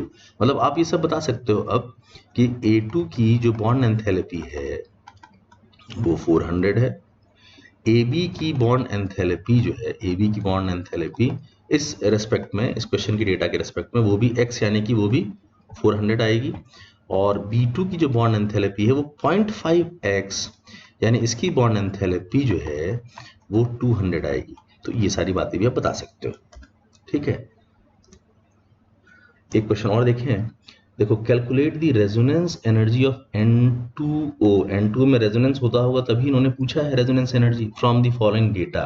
क्या डेटा गिवन है, N2O का delta HF formation enthalpy 82 kilojoule पर मोल गिवन है। पहली बात तो ये बॉन्ड एंथैल्पीज गिवन है, N2 के लिए दिया है बॉन्ड एंथैल्पी इन्होंने 946, N डबल बॉन्ड N के लिए इन्होंने दिया है 414।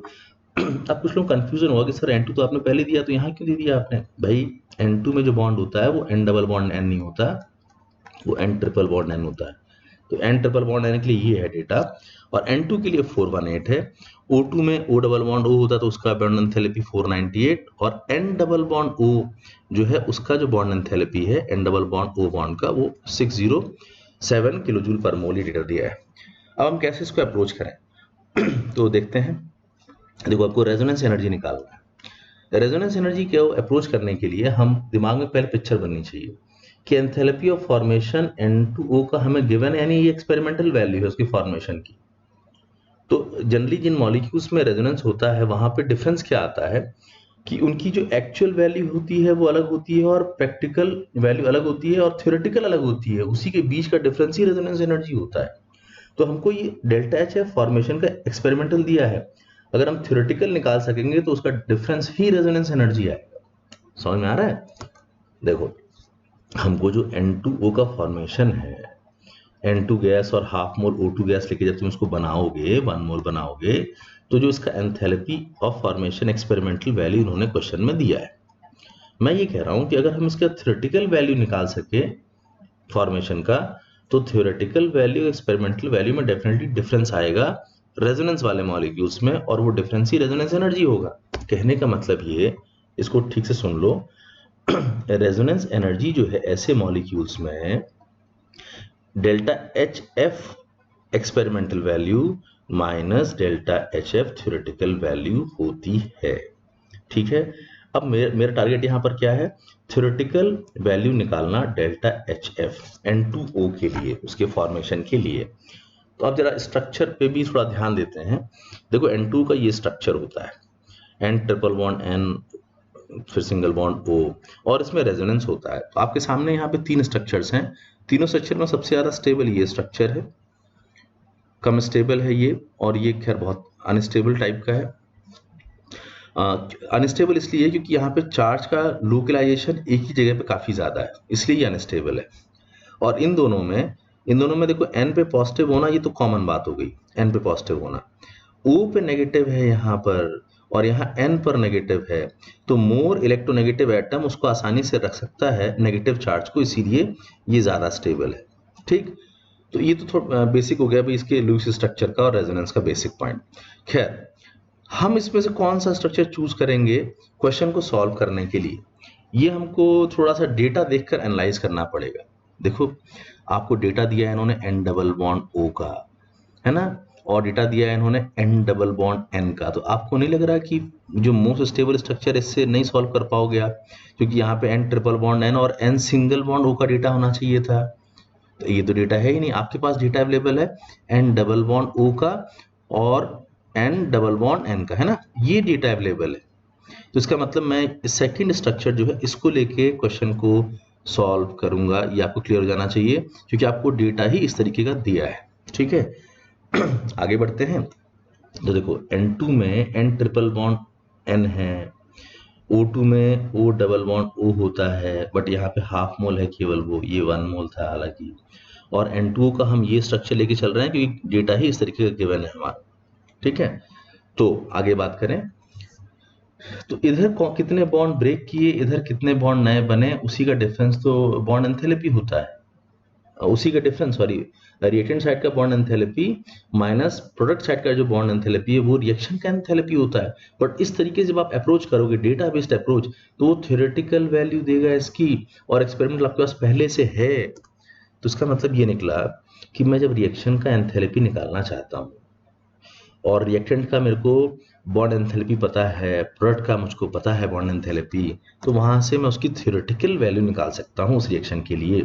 तो मैंने क्या किया, रिएक्टेंट साइड में 1 मोल N2 है तो उसका मैंने बॉन्ड एंथैल्पी ले लिया, हाफ मोल O2 है तो मैंने उसका बॉन्ड एंथैल्पी ले लिया, माइनस किया उसमें प्रोडक्ट साइड में, देखो 1 मोल इसमें N बॉन्ड है और 1 मोल इसमें N डबल बॉन्ड O है, तो N डबल बॉन्ड N 1 मोल के लिए और N डबल बॉन्ड N 1 मोल के लिए मैंने उनकी एनर्जीज को इसमें पुट किया। ठीक है, और इनकी वैल्यूज को रख देंगे आप इनकी वैल्यूज को रख दो। देखो, N2 की बॉन्ड एंथैल्पी वैल्यू 946 आप चेक करो, और OO की बॉन्ड एंथैल्पी 498 है, हाफ मोल की लेनी है तो हाफ मोल भी लिया हुआ है हमने, माइनस करना है इसमें N डबल बॉन्ड N का एंथैल्पी, तो 418 है, क्वेश्चन में देख सकते हैं, और N डबल बॉन्ड O का वैल्यू रखा हमने और ये सॉल्व कर लिया। तो बोलोगे क्या सॉल्व किया आपने, ये एक्चुअली हमारे इस रिएक्शन का थ्योरेटिकल वैल्यू सॉल्व हुआ है, यानी कि डेल्टा HF फॉर्मेशन N2O का सॉल्व किया है आपने, लेकिन थ्योरेटिकल वैल्यू है बॉन्ड एंथैल्पी डेटा यूज करके। एक्सपेरिमेंट तो आपको पहले दिया था 82, तो बोलोगे ये 82 वैल्यू है, ये 170 डिफरेंस क्यों आ रहा है, बोलोगे वो डिफरेंस रेजोनेंस की वजह से आ रहा है, क्योंकि रेजोनेंस की वजह से मॉलिक्यूल की पोटेंशियल एनर्जी कम हो जाती है, तो उसके जो अलग अलग रिएक्शंस में जब वो इन्वॉल्व होता है तो उसमें हमेशा थ्योरेटिकल एक्सपेरिमेंटल वैल्यू में डिफरेंस आता है। तो यहाँ पे हम उसी को एंथैल्पी ऑफ फॉर्मेशन के टर्म्स में बात कर रहे हैं, एक्सपेरिमेंटल माइनस थ्योरेटिकल, रख दो वैल्यू और सॉल्व कर लो, तो ये सॉल्व हो गया, experimental value minus theoretical value, ये माइनस में आ गया। एक बात याद रखना, रेजोनेंस एनर्जी जो होगी, ठीक, डिफरेंस के बाद ध्यान देना वो नेगेटिव में आनी चाहिए। ठीक है, तो यानी आप गलती से अगर थ्योरेटिकल माइनस एक्सपेरिमेंटल कर भी देते तो 88 तो आंसर आ जाता आपका, बस आप लास्ट में उसको माइनस लगा देते तब भी काम चल जाता। तो एक्सपेरिमेंटल माइनस थ्योरेटिकल करना है कि थ्योरेटिकल माइनस एक्सपेरिमेंटल करना है, इसका ध्यान देना कि माइनस करने पे मैग्नीट्यूड तो उतना ही आएगा, बस वो माइनस साइन के साथ आना चाहिए। क्लियर है? देखिए, हमारा नेक्स्ट क्वेश्चन बॉन्ड एंथैल्पी से रिलेटेड है। हमें CH की बॉन्ड एंथैल्पी निकालनी है और heat of formation of methane given है। तो कार्बन का सब्लिमेशन और H2 का डिसोसिएशन एंथैल्पी भी रेस्पेक्टिवली हमें गिवन है। 3 इंफॉर्मेशन गिवन है और एक इंफॉर्मेशन यानी CH का बॉन्ड एंथैल्पी निकालना है। आपके दिमाग में पिक्चर आनी चाहिए कि यहाँ मीथेन की बात की गई है, तो अगर हम मीथेन को डिसोशिएट कर दें पूरी तरह से, मीथेन को डिसोशिएट किया जाए पूरी तरह से, तो उसमें 4 बॉन्ड टूटेंगे। मीथेन में CH बॉन्ड कितने हैं? 4 हैं। तो यानी कि इसकी अगर मैं एंथैल्पी निकाल सकूं, इस रिएक्शन की एंथैल्पी निकाल सकूं, तो वो एंथैल्पी 4 CH बॉन्ड के एंथैल्पी के बराबर होगी। यानी ये इस रिएक्शन की एंथैल्पी CH की बॉन्ड एंथैल्पी इंटू 4 इसके बराबर है। तो अगर मैं इस रिएक्शन की एंथैल्पी निकाल सकूं तो फिर यहां से बॉन्ड एंथैल्पी भी आ सकती है। ये इंफॉर्मेशन हमें गिवन है। देखो, कार्बन और हाइड्रोजन की मदद से CH4 बन रहा है। CH4 के फॉर्मेशन की एंथैल्पी हमें क्वेश्चन में गिवन है, ठीक है। और कार्बन सॉलिड कार्बन गैस में कन्वर्ट हो रहा है। ये जो सब्लिमेशन है इसकी एंथैल्पी भी क्वेश्चन में गिवन है, ठीक है। H2 जो डिसोशिएट होके H एटम्स में कन्वर्ट हो रहा है, ये डिसोसिएशन भी H2 का डिसोसिएशन भी क्वेश्चन में गिवन है और ये उसकी वैल्यू है, ठीक है। ये तीन हमको इंफॉर्मेशंस गिवन है और इनकी मदद से हमें ये रिक्वायर्ड इक्वेशन का एंथैल्पी निकालना है। तो क्या किया जाए इसमें? बोलोगे कि हमको देखो लेफ्ट साइड में यहाँ CH4 चाहिए, कहीं CH4 है इसमें? बोलोगे पहली रिएक्शन में है लेकिन राइट साइड में है, ठीक है, हमें लेफ्ट में चाहिए। तो मतलब पहले रिएक्शन को रिवर्स करना है, इतना समझ में आ गया। तो इक्वेशन 1 को रिवर्स करना है यानी कि माइनस इक्वेशन 1। तो आपने क्या ऑपरेशन डिसाइड किया कि इक्वेशन 1 को माइनस कर देते हैं यानी रिवर्स कर देते हैं। फिर हमें यहाँ राइट साइड में हमारी रिक्वायर्ड रिएक्शन के राइट साइड में कार्बन चाहिए गैसेस स्टेट में। बल्कि इस वाले में राइट साइड में है, ये 1 मोल है, ये भी 1 मोल चाहिए था। तो इक्वेशन 2 को हम एज इट इज ले लेते हैं इसको पाने के लिए। इक्वेशन 2 को ले लिए एज इट इज, जोड़ दिए। और राइट साइड में यहाँ 4 मोल्स ऑफ H एटम चाहिए। इस वाले थर्ड इक्वेशन में 2 मोल्स ऑफ H एटम है। देखो जो तुमको चाहिए उसी पे ध्यान दिया करो। तो यहाँ राइट साइड में 4H चाहिए, यहाँ 2H है। तो इस इक्वेशन को 2 से मल्टीप्लाई करेंगे तो ये 4H हो जाएगा और उसको ले लेंगे एज इट इज क्योंकि राइट साइड में ही है। तो ये जो इक्वेशन 3 है इसको मैंने 2 से मल्टीप्लाई कर दिया ताकि ये 4H बन जाए और उसको मैंने ले लिया एज इट इज यानी जोड़ दिया। देखो रिएक्शन को एज इट इज लेने का मतलब है जोड़ देना और रिवर्स करने का मतलब है उसको माइनस कर देना, ठीक। तो ये मैंने ऑपरेशन क्या करना है ये तय कर लिया। अब मैं यहाँ दिखा दूं कि जब मैंने इक्वेशन 1 को रिवर्स किया पहले वाले को तो ये बन जाएगा पहला वाला रिएक्शन। और जब मैं इक्वेशन 2 को एज इट इज लूंगा तो ये ही रहेगा। और जब मैं इक्वेशन 3 को डबल कर दूंगा तो ये हो जाएगा। उसी हिसाब से इसकी वैल्यूज मैंने सामने लिखी हैं। इसको डबल किया है तो डबल करके ले लिया है मैंने और इसको रिवर्स किया है तो देखो वहां ये माइनस था, -74.8 यहाँ प्लस हो गया। अब मैं इनको जोड़ देता हूं तो इससे क्या होगा कि मुझे रिक्वायर्ड जो रिएक्शन है उसका डेल्टा H मिल जाएगा। तो मैंने इन सभी वैल्यूज को इस इक्वेशन में पुट करके जोड़ दिया, ये मिल गया। तो ये वैल्यू कौन सी वैल्यू है भाई? ये वैल्यू पहले रिएक्शन की डेल्टा H है जो कि 4 इंटू बॉन्ड एंथैल्पी के बराबर है। CH के बॉन्ड एंथैल्पी इंटू 4 के बराबर है। तो अगर एक का निकालना होगा तो उसको डिवाइड कर देना भाई। यानी कि आप जब 1665.2 को 4 से डिवाइड करोगे तो ये आपको आंसर मिल जाएगा। नेक्स्ट क्वेश्चन है हमारा कि change in enthalpy of this reaction, ये हमें कैलकुलेट करना है, ठीक है। ये रिएक्शन है क्या जरा समझो तो। ये प्रोपेन है, C3H8 गैस, ये प्रोपेन है और आप इसे कंबस्ट कर रहे हो पूरी तरह से। एक पॉइंट इंपॉर्टेंट है कि क्या ये वाकई कंबशन है स्टैंडर्ड स्टेट में जो हम लेते हैं? बोलोगे नहीं, क्योंकि यहाँ पे H2 गैस है, लिक्विड नहीं है। खैर क्वेश्चन में क्योंकि लिख के दिया गया है कि नहीं हमें इसी रिएक्शन का एंथैल्पी निकालना है तो ठीक है, हम इसी रिएक्शन का एंथैल्पी निकालेंगे, ठीक। और एक बात समझो, इन सभी में गैसेस हैं, मॉलिक्यूल जितने भी है क्या है, गैसेस हैं। तो हम दोनों तरफ के बॉन्ड एंथैल्पी का डेटा यूज कर सकते हैं और इस रिएक्शन का एंथैल्पी निकाल सकते हैं। और हमको इसमें सारे जो बॉन्ड इन्वॉल्व हैं वो दिए हुए हैं। तो जरा इनके स्ट्रक्चर को देख लिया जाए थोड़ा सा समझने से पहले। देखो जैसे C3H8 है तो C3H8 का ये स्ट्रक्चर हो जाएगा कि इसमें C3 हो जाएगा और H इसमें 3 इस पर, 2H बीच वाले कार्बन पर और फिर 3H टर्मिनल कार्बन पर हो जाएंगे। तो ये C3H8 का स्ट्रक्चर हो गया। स्ट्रक्चर इसलिए ताकि हम मालूम कर सके कि उसमें कितने और कौन कौन से बॉन्ड्स हैं। O2 का ये हो जाएगा O डबल बॉन्ड हो, CO2 का स्ट्रक्चर हो जाएगा ये C डबल बॉन्ड हो, इसमें 2 CO बॉन्ड्स हो जाएंगे C डबल बॉन्ड हो और H2 का स्ट्रक्चर आपको पता है, ये स्ट्रक्चर होता है। तो इसमें 2 OH बॉन्ड्स हैं। तो अब क्या करें हम इसमें, समझो। हम रिएक्टेंट साइड के सभी बॉन्ड एंथैल्पीज का सम कर लेते हैं। मतलब ये रिएक्टेंट साइड है, इसमें जितने बॉन्ड्स हैं उसकी एंथैल्पी का सम करके लिख लेते हैं, और माइनस हम कर देते हैं प्रोडक्ट की बॉन्ड एंथैल्पीज। तो ये प्रोडक्ट साइड है, इसकी बॉन्ड एंथैल्पीज का सम यहाँ लिख लेंगे और वैल्यूज पुट कर देंगे, तो हमको जो रिएक्शन है उसका एंथैल्पी मिल जाएगा। ठीक है, तो रिएक्शन की एंथैल्पी पाने के लिए मैंने रिएक्टेंट साइड में देखा कौन कौन से बॉन्ड्स हैं। तो बताओ सीसी बॉन्ड कितना है इसके अंदर, बोलोगे एक तो ये है और एक ये है। कितने सीसी बॉन्ड है? 2।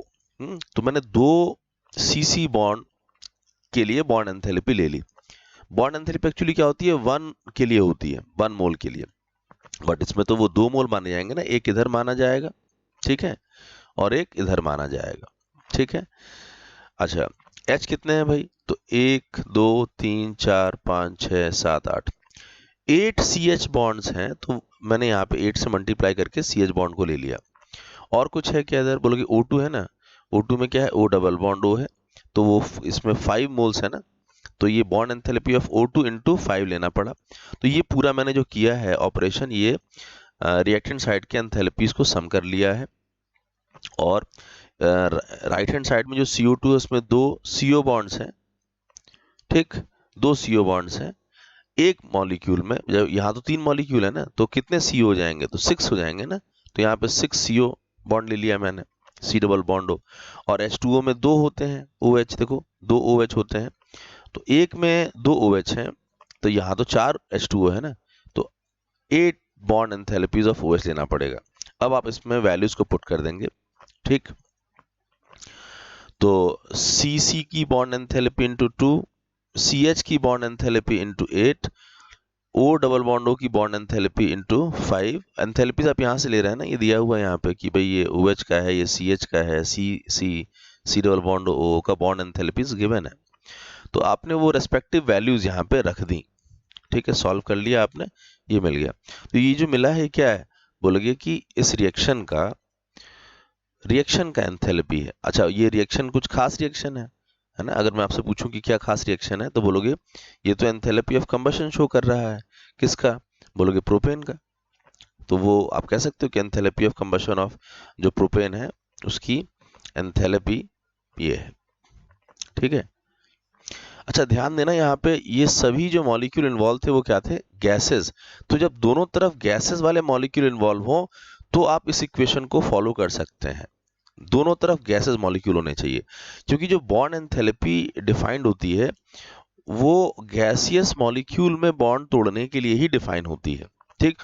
और लॉजिक क्या होता है, रिएक्टेंट साइड में कितने बॉन्ड टूटे उसमें एनर्जी लगी है, तो उसको हमने प्लस करके लेना है पूरा, और फिर हम माइनस इसलिए कर देते हैं प्रोडक्ट साइड वाले को क्योंकि यहाँ बॉन्ड बने हैं। तो हम ये लॉजिक लेके चलते हैं कि इधर बॉन्ड ब्रेक किए हैं रिएक्टेंट साइड में और प्रोडक्ट में बॉन्ड बने हैं, तो उसका जो ओवरऑल आएगा, चाहे वो नेगेटिव आ जाए चाहे वो पॉजिटिव आ जाए, तो वो ओवरऑल रिएक्शन के एंथैल्पी को डिफाइन करेगा, ठीक है। अब अगला क्वेश्चन भी मैंने कुछ समझाने के लिए आपको लिया हुआ है, ठीक। अब देखो क्या समझाना चाहता हूँ। हमको इनकी बॉन्ड एंथैल्पी का डेटा मान लो गिवन है क्वेश्चन में, ये सब हमको बॉन्ड एंथैल्पी का डेटा गिवन है, ठीक। किलोजूल पर मोल में गिवन होगा, यूनिट वही रहेगी। अब ये बताओ कि can you calculate the enthalpy of combustion of propane gas. अगर आपसे पूछा जाए क्वेश्चन ऑब्जेक्टिवली कि क्या आप इस डेटा से एंथैल्पी ऑफ कंबशन निकाल सकते हो, तो मैंने आपको बताया अभी कि एंथैल्पी ऑफ कंबशन जो हम डिफाइन करते हैं उसमें H2O लिक्विड होना चाहिए ना राइट हैंड साइड में, जबकि बॉन्ड एंथैल्पी डेटा से आप जो भी जिस भी इक्वेशन की एंथैल्पी निकालते हो उसमें दोनों तरफ गैस होने चाहिए, दोनों तरफ गैस होने चाहिए। इसका मतलब आप सिंपली एंथैल्पी ऑफ कंबशन नहीं निकाल सकते अगर आपसे पूछा जाए तो, ठीक। क्यों नहीं निकाल सकते हो उसको अच्छी तरह समझ लो मैं क्या कहना चाह रहा हूं। देखो इधर तो गैस है प्रोपेन, ठीक है, O2 गैस है, कंबस्ट हुआ, CO2 गैस, H2O लिक्विड, ये है जो एंथैल्पी ऑफ कंबशन को डिफाइन कर रही है इक्वेशन। अब यहाँ पे इस डेटा से आंसर क्यों नहीं आएगा, क्योंकि यहाँ H2O लिक्विड है और जब आप बॉन्ड एंथैल्पीज यूज करोगे तो वो H2 लिक्विड के लिए एप्लीकेबल नहीं होगा, H2 गैस के लिए एप्लीकेबल हो सकता है वो, क्योंकि बाय डेफिनेशन जो बॉन्ड एंथैल्पी है वो गैसियस मॉलिक्यूल में डिफाइन होता है। इसलिए केवल इस डेटा से आप ये जो रिएक्शन है इसकी एंथैल्पी को नहीं निकाल सकते, ठीक है। तो आप निकाल जो सकते हो इसमें वो ये है कि प्रोपेन को अगर हम कंबस्ट करते तो ये CO2 गैस और H2O अगर गैस होती तो हम इसकी एंथैल्पी को निकाल सकते, जैसा कि हमने प्रीवियस क्वेश्चन में किया था। प्रीवियस क्वेश्चन में हमने यही तो किया था इससे पहले कि हमको ये एंथैल्पीज गिवन थी और हमने एग्जैक्टली इसी रिएक्शन का एंथैल्पी निकाला था और ये आंसर आया था, ठीक है। तो मैं ये समझाना चाहता हूँ कि अगर ये कंबशन को हम इस तरीके से लें कि H2O को गैस के फॉर्म में लें तो ये बॉन्ड एंथैल्पी डेटा से निकाला जा सकता है, इसको निकाला जा सकता है। लेकिन एग्जैक्टली जिसको हम स्टैंडर्ड एंथैल्पी ऑफ कंबशन कहते हैं, जिसमें H2O लिक्विड लेते हैं, इसको आप केवल बॉन्ड एंथैल्पी डेटा से नहीं निकाल सकते क्योंकि इसमें H2 लिक्विड है। मैं आपको ये भी समझा चुका हूं कि जब हम H2 लिक्विड कंसिडर करते हैं तो उसकी वैल्यू को HHV कहते हैं, हाई हीटिंग वैल्यू, और जब H2 गैस होता है तो उसे कहते हैं लो हीटिंग वैल्यू। हालांकि लो हीटिंग वैल्यू भी एक तरह कंबशन की एंथैल्पी है, बट स्टैंडर्ड कंडीशन में हम इसको स्टैंडर्ड एंथैल्पी ऑफ कंबशन नहीं मानते हैं, ठीक है। तो याद रखना केवल इस डेटा से इसे निकालना नहीं है पॉसिबल, ये गैस वाले फॉर्म में इसको निकालना पॉसिबल है। अब आगे देखें, नेक्स्ट क्वेश्चन इसमें ये बन रहा है कि भाई what extra information do you require to calculate the above, मतलब इसको कैलकुलेट करने के लिए इस बॉन्ड एंथैल्पी की इंफॉर्मेशन के साथ आपको और क्या बताया जाए ताकि आप इस रिएक्शन की एंथैल्पी को निकाल सको, ठीक है। तो सुनो ध्यान से, ये बॉन्ड एंथैल्पी डेटा गिवन था तो आपने इस रिएक्शन की एंथैल्पी तो निकाल ली, ठीक, लेकिन हमको तो इस रिएक्शन की एंथैल्पी निकालनी है। तो ये बताओ कि अब जब इस रिएक्शन की एंथैल्पी मालूम चल गई है तो इससे इसे कैसे निकाल सकते हो, ठीक। तो ध्यान से देखो, बोलोगे बस एक ही डिफरेंस है ना, यहाँ H2O लिक्विड है और यहाँ H2O गैस है। तो क्या आपको नहीं लग रहा है कि H2O लिक्विड और गैस का अगर कन्वर्जन मालूम चल जाए तो हम इस इंफॉर्मेशन से ये ऊपर वाली इंफॉर्मेशन निकाल सकते हैं। तो उसमें हमें क्या मालूम चलना चाहिए, केवल H2O लिक्विड और गैस का आपस में जो इंटर कन्वर्जन है, ठीक। यानी जैसे मेरे को अगर H2O गैस 4 मोल से 4 मोल H2O लिक्विड इसका एंथैल्पी मालूम चल जाए तो मैं क्या करूंगा, मैं ये जो सेकंड इक्वेशन है, ये वाली सेकंड इक्वेशन को इससे जोड़ दूंगा, ऐड कर दूंगा। बोलोगे इससे क्या फायदा होगा, इससे फायदा ये होगा कि ये जो H2O इधर है वो इस H2O से कैंसिल आउट हो जाएगा और यहाँ पर राइट साइड में केवल H2O लिक्विड बच जाएगा। यानी कि ये जो सेकंड इक्वेशन यहाँ लिखी है मैंने और थर्ड इक्वेशन, इसको जस्ट ऐड करना रह जाएगा मुझे। तो जो what extra information do you required पूछा है, मेरे को इस रिएक्शन की एंथैल्पी चाहिए होगी H2O गैस से H2O लिक्विड। बोलोगे ये तो कंडेंसेशन है, कंडेंसेशन गैस से लिक्विड, इसका मतलब वेपराइजेशन का उल्टा है। तो वेपराइजेशन का एंथैल्पी का हम रिवर्स ले लेंगे तो कंडेंसेशन हो जाएगा वो, और उसको 4 से मल्टीप्लाई कर लेंगे। ये दिमाग में आना चाहिए आपके। देखो, गैस से लिक्विड ये कंडेंसेशन है और ये मुझे उसकी एंथैल्पी दी है, ठीक है ना। लिक्विड H2O लिक्विड से जब H2O गैस बनता है तो वो प्लस होता है, लिक्विड से गैस बनते समय प्लस 40.65, लेकिन गैस से लिक्विड बनते समय वो माइनस में किया जाएगा कंसिडर। तो ये तो पर मोल है ना, हमको तो इसमें 4 मोल के लिए चाहिए ना, इसका मतलब इसका 4 टाइम्स लेना पड़ेगा, इसका 4 टाइम्स, ठीक है। तो मैंने इसकी एंथैल्पी को सामने लिख दिया है, इसको 4 से मल्टीप्लाई किया तो ये वैल्यू आ रही है। ये जो लिखा है मैंने, ये हमको जो हमारे को रिक्वायर्ड है एक्स्ट्रा इंफॉर्मेशन उसकी एंथैल्पी है। अब मैं क्या करूंगा, इन दोनों को जोड़ दूंगा, ठीक है, इन दोनों को मैं जोड़ दूंगा, उसी हिसाब से मैं इनकी एंथैल्पीज को भी जोड़ दूंगा। तो ये और ये सिंपली ऐड हो जाएगा, और हमको रिक्वायर्ड इक्वेशन मिल जाएगी। तो मैंने इसको सेकंड को और थर्ड को जोड़ा तो मुझे ये रिक्वायर्ड इक्वेशन मिल गई। अब वो H2O गैस के बदले H2O लिक्विड है वहां पे, क्योंकि H2O गैस तो दोनों तरफ से कैंसिल आउट हो चुका है। और इस तरीके से आपने सिंपली जोड़ा है तो आप इनकी वैल्यूज को जोड़ दो, ये भी माइनस में था तो नेट और ज्यादा माइनस में आ जाएगा, आंसर आ गया।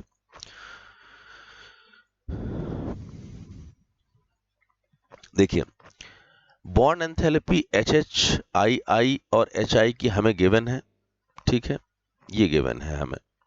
Can you calculate the enthalpy of formation of HI gas? ध्यान से सुनो, बॉन्ड एंथैल्पीज गिवन है और हमको इसके फॉर्मेशन की एंथैल्पी पूछी है। क्या हम इसको निकाल सकते हैं, ये पूछा है। तो जरा जो पूछा उसकी रिएक्शन लिख के देखते हैं। देखो HI गैस को बनाने में हम एलिमेंट्स लेंगे ना, एलिमेंट्स H2 लेंगे हाफ मोल, क्योंकि यहाँ पे एक H है, और हाफ मोल I2 सॉलिड लेंगे। बोल के सॉलिड क्यों लेंगे? तो सॉलिड इसलिए कि भैया एलिमेंट्री स्टेट तो सॉलिड ही होता है ना, I2 का, गैस थोड़ी होता है।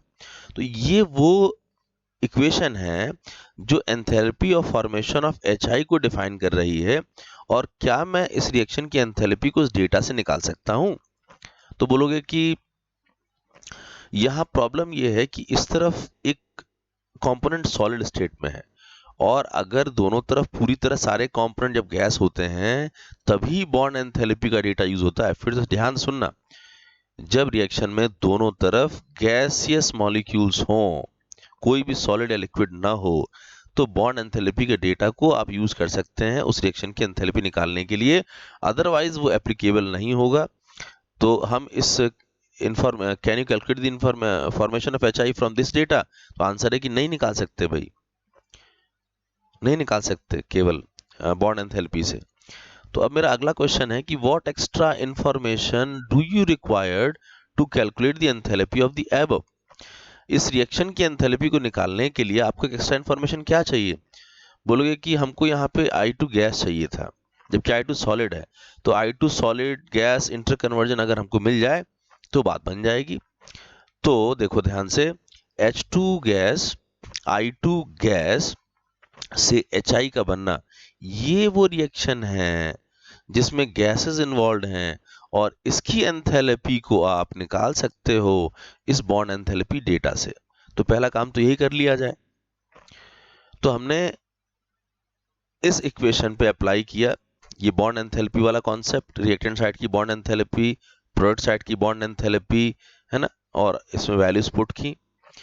तो इस रिएक्शन में जहाँ पे I2 गैस लिया गया है वहां पे देखो हाफ मोल HH, तो ये हो गया हाफ मोल HH का बॉन्ड एंथैल्पी है, ये हाफ मोल I का बॉन्ड एंथैल्पी। बात समझ में आ रही है? अगर ये I2 सॉलिड होता तो मैं इस बात को नहीं लिख सकता यहाँ पे, इसीलिए हम इस रिएक्शन की एंथैल्पी नहीं निकाल पा रहे हैं केवल बॉन्ड एंथैल्पी से, बट इसको निकाल सकते हैं क्योंकि ये गैस में लिया गया है। तो half mole of bond enthalpy of I2 minus कर देंगे यहाँ पे बॉन्ड एंथैल्पी ऑफ HI, और वैल्यूज को पुट कर देंगे। ये वैल्यूज हमको गिवन है, वैल्यूज को पुट कर दिया, ये आंसर आपने निकाल लिया। ये आंसर इस रिएक्शन के लिए है, बट हमको तो यहाँ पे ये जो रिएक्शन थी फॉर्मेशन की पूछी गई थी, तो अब क्या करूं बताओ? तो यहाँ पर मैंने बोला कि अगर I2 सॉलिड से I2 गैस की इंफॉर्मेशन मिल जाए तो काम बन जाएगा। तो हमको इस रिएक्शन का एंथैल्पी यानी सब्लिमेशन एंथैल्पी की जरूरत है I2 के सब्लिमेशन की, ठीक है ना, और वो ये वैल्यू है। अब मैं इसे कैसे यूज करूं? तो ध्यान से देखो, ये दोनों रिएक्शन को ध्यान से देखो, क्या लग रहा है? इसको तो आपने निकाल लिया बॉन्ड एंथैल्पी डेटा से, और ये क्वेश्चन में गिवन अगर है कि भाई एक्स्ट्रा इन्फॉर्मेशन के फॉर्म में कि सब्लिमेशन एंथैल्पी I2 कितनी है, तो अब मैं इन दोनों को केवल ऐड कर देता हूं, ठीक। लेकिन बोलोगे यहाँ तो हाफ मोल I2 है, यहाँ तो 1 मोल है, तो ठीक है, इसको हाफ करूंगा और तब ऐड करूंगा। ये भी पॉइंट क्लियर हो गया। तो हाफ करके ऐड करूंगा तो क्या होगा, यहाँ हाफ I2 लेफ्ट में और यहाँ हाफ I2 राइट में आएगा, कैंसिल आउट हो जाएगा, और यहाँ पे इसके बदले सॉलिड आ जाएगा। तो यानी कि इस रिएक्शन को लेना है, इसको हाफ करके लेना है और जोड़ देना है, ये दिमाग में आ गया। तो ध्यान से देखो, इस रिएक्शन को तो मैंने एज इट इज ले लिया, हाफ I2 H2 I2, ये I2 गैस में है, और ये इसकी एंथैल्पी हमने कैलकुलेट कर ही ली है ऊपर, है ना। अच्छा, ये जो I2 सॉलिड से I2 गैस था इसको भी हाफ कर दिया मैंने, और ये जो इसकी एंथैल्पी 60.2 थी उसका हाफ कर दिया तो 30.1 आ गई। और अब मैं इन दोनों को सिंपली जोड़ दे रहा हूँ, तो मेरे को यहाँ पे I2 गैस के बदले इस वक्त I2 सॉलिड मिलेगा, क्योंकि गैस गैस से तो कैंसिल आउट हो जाएगा। तो ये इक्वेशन मुझे पूछी गई थी कि क्या आप इसकी इंफॉर्मेशन एंथैल्पी निकाल सकते हैं? तो बोलोगे कि केवल बॉन्ड एंथैल्पी डेटा से तो नहीं निकाल सकते थे, हमको एक्स्ट्रा इंफॉर्मेशन की जरूरत पड़ी थी सब्लिमेशन की, तब ये वैल्यू हम निकाल सके, ठीक है ना। तो एक बात याद रखना यहाँ पे कि I2 सॉलिड जब यहाँ आपने लिया तभी वो एंथैल्पी ऑफ फॉर्मेशन डिफाइन कर रहा है। गैस केवल लेने से एंथैल्पी ऑफ फॉर्मेशन डिफाइन नहीं होगा। और इस बात को भी ध्यान देना कि I2 सॉलिड से 2I का बनना ये बॉन्ड एंथैल्पी डिफाइन नहीं करता है। I2 गैस से 2I का बनना ये बॉन्ड एंथैल्पी डिफाइन करता है। यहां से आप बॉन्ड एंथैल्पी डिफाइन कर सकते हैं, लेकिन आप यहां से बॉन्ड एंथैल्पी डिफाइन नहीं कर सकते हैं, इसको भी ध्यान रखेंगे आप।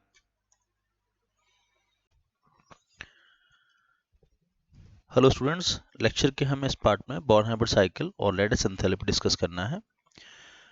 इसको समझने से पहले मैं कुछ बेसिक पॉइंट्स डिस्कस कर रहा हूँ, उसको देखिए। जैसे जो रिएक्शन आपको स्क्रीन पे नज़र आ रही है, इसमें आपको इन कुछ बातों पे ध्यान देना है। 1 मोल Cl2 डिसोशिएट हुआ है तो 2 मोल Cl गैस एटम्स बने हैं, ठीक है। तो ये एक तरीके से देखा जाए तो 1 मोल Cl2 का डिसोसिएशन है। बात को समझो, 1 मोल Cl2 का डिसोसिएशन है। 1 मोल Cl2 में जो Cl बॉन्ड है उसका बॉन्ड डिसोसिएशन भी है वो। तो इसको हम लोग क्या है, इस रिएक्शन की एंथैल्पी को एंथैल्पी ऑफ डिसोसिएशन भी कहेंगे। इसको हम डी से रिप्रेजेंट कर रहे हैं, enthalpy of dissociation and bond enthalpy. ये दोनों चीजें हम Cl2 के रेस्पेक्ट में बात कर रहे हैं, ठीक है ना।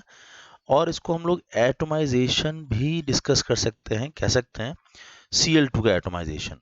भाई जो टूट रहा है, जो ब्रेक कर रहा है वो तो Cl2 है ना। तो this is also enthalpy of atomization.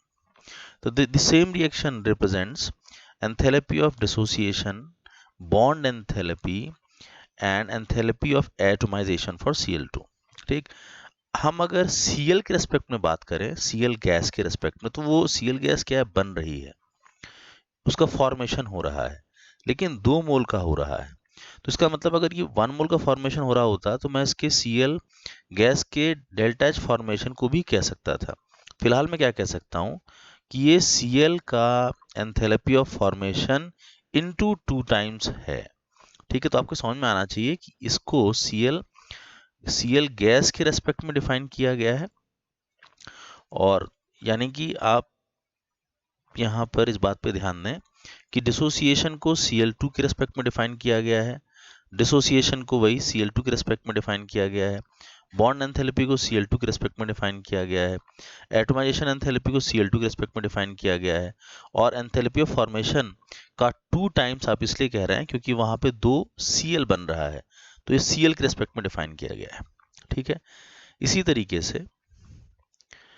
तरीके से अब मान लो मैंने सेम रिएक्शन को हाफ से मल्टीप्लाई कर दिया, तो देखो यहाँ पे अब हाफ मोल Cl2 हो गया ना ये। तो हाफ मोल Cl2 से 1 मोल Cl गैस एटम बन रहा है।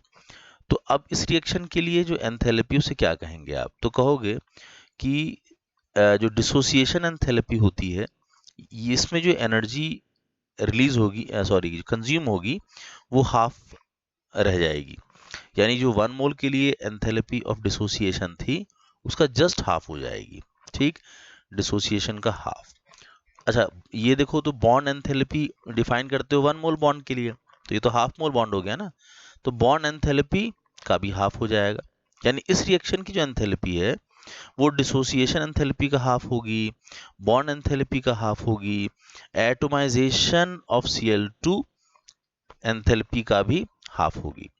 हाँ, यहाँ A1Cl बन रहा है, इसलिए आप इसको enthalpy of formation of Cl कह सकते हैं, ठीक है। यानी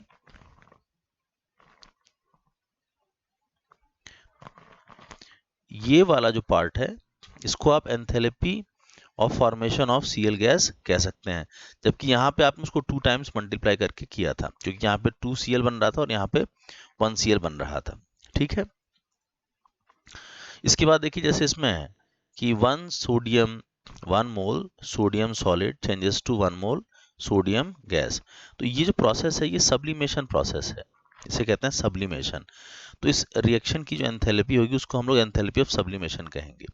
अच्छा, यहाँ पे हम इसको ऐसे भी व्यू कर सकते हैं कि ये जो सोडियम सॉलिड है, ये सोडियम सॉलिड पूरी तरह से 1 मोल सोडियम वेपर्स में कन्वर्ट हुआ है। तो इस प्रोसेस को कहीं ना कहीं एटोमाइजेशन भी आप कह सकते हैं। मतलब ये सब्लिमेशन को भी क्वालिफाई कर रहा है, एटोमाइजेशन को भी क्वालिफाई कर रहा है। ठीक है। अच्छा, ये किसके बराबर होगा? तो फ्यूजन की एंथैल्पी और वेपराइजेशन की एंथैल्पी के सम के बराबर होगा। बहुत इजी है। देखिए, जैसे यहाँ पे क्या था, सॉलिड से गैस डायरेक्ट बन रहा था। तो आप इसको ऐसे व्यू करो कि पहले सॉलिड से लिक्विड बनेगा ना, तो वहां एंथैल्पी ऑफ फ्यूजन लगेगी, और जब लिक्विड बन जाएगा तो लिक्विड से वेपर बनने के लिए वहां एंथैल्पी ऑफ वेपराइजेशन लगेगी। ये प्रोसेस जो है फ्यूजन प्रोसेस है। ठीक, और लिक्विड से गैस का बनना, यहाँ पे ये वेपराइजेशन प्रोसेस है। तो इन दोनों का जो सम होगा वो सब्लिमेशन एंथैल्पी को डिफाइन करेगा। ठीक, हम आगे बात करें अगर, तो देखो इलेक्ट्रॉन का किसी भी एटम से बाहर निकलना आयनाइजेशन कहलाता है। उस एटम के लिए आयोनाइजेशन कहलाता है। और इलेक्ट्रॉन का कोई भी अगर एक एटम गेन करेगा, लेगा उसको, तो उसको इलेक्ट्रॉन गेन कहेंगे। तो ये दो प्रोसेस हैं, जिसमें एक में मैंने आयनाइजेशन शो किया है, एक में इलेक्ट्रॉन गेन शो किया है। तो वन मोल अगर कोई भी एटम, वन मोल कोई भी गैसियस एटम अपने आउटर मोस्ट इलेक्ट्रॉन को अगर लूज कर रहा है, तो वो पूरी तरह केटायन में कन्वर्ट हो रहा है, और ऐसे में जो एनर्जी इन्वॉल्व होगी उसको आयोनाइजेशन एनर्जी कहेंगे, और वो हमेशा क्या होगी? पॉजिटिव। इलेक्ट्रॉन निकालने में एनर्जी क्या है? हमेशा लगती है। अच्छा, इलेक्ट्रॉन गेन पर जो है, मैं बता दूं कि आयोनाइजेशन एंथैल्पी जो होती है वो तो हमेशा क्या होती है? पॉजिटिव।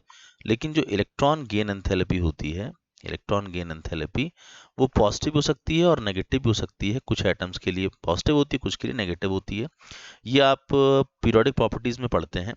फिलहाल मैं उसके बहुत डिटेलिंग में नहीं जाकर इतना बता रहा हूँ कि Cl जैसे एटम्स हैं जो हेलोजेंस होते हैं, हेलोजेंस जब इलेक्ट्रॉन गेन करते हैं, ठीक, और एनायन बनाते हैं, नेगेटिव आयन बनाते हैं, तो उनके लिए जो इलेक्ट्रॉन गेन एंथैल्पी होती है वो क्या होती है? नेगेटिव। उनकी इलेक्ट्रॉन लेने की टेंडेंसी बहुत ज़्यादा होती है, इसीलिए वो एनर्जी को रिलीज करते हैं।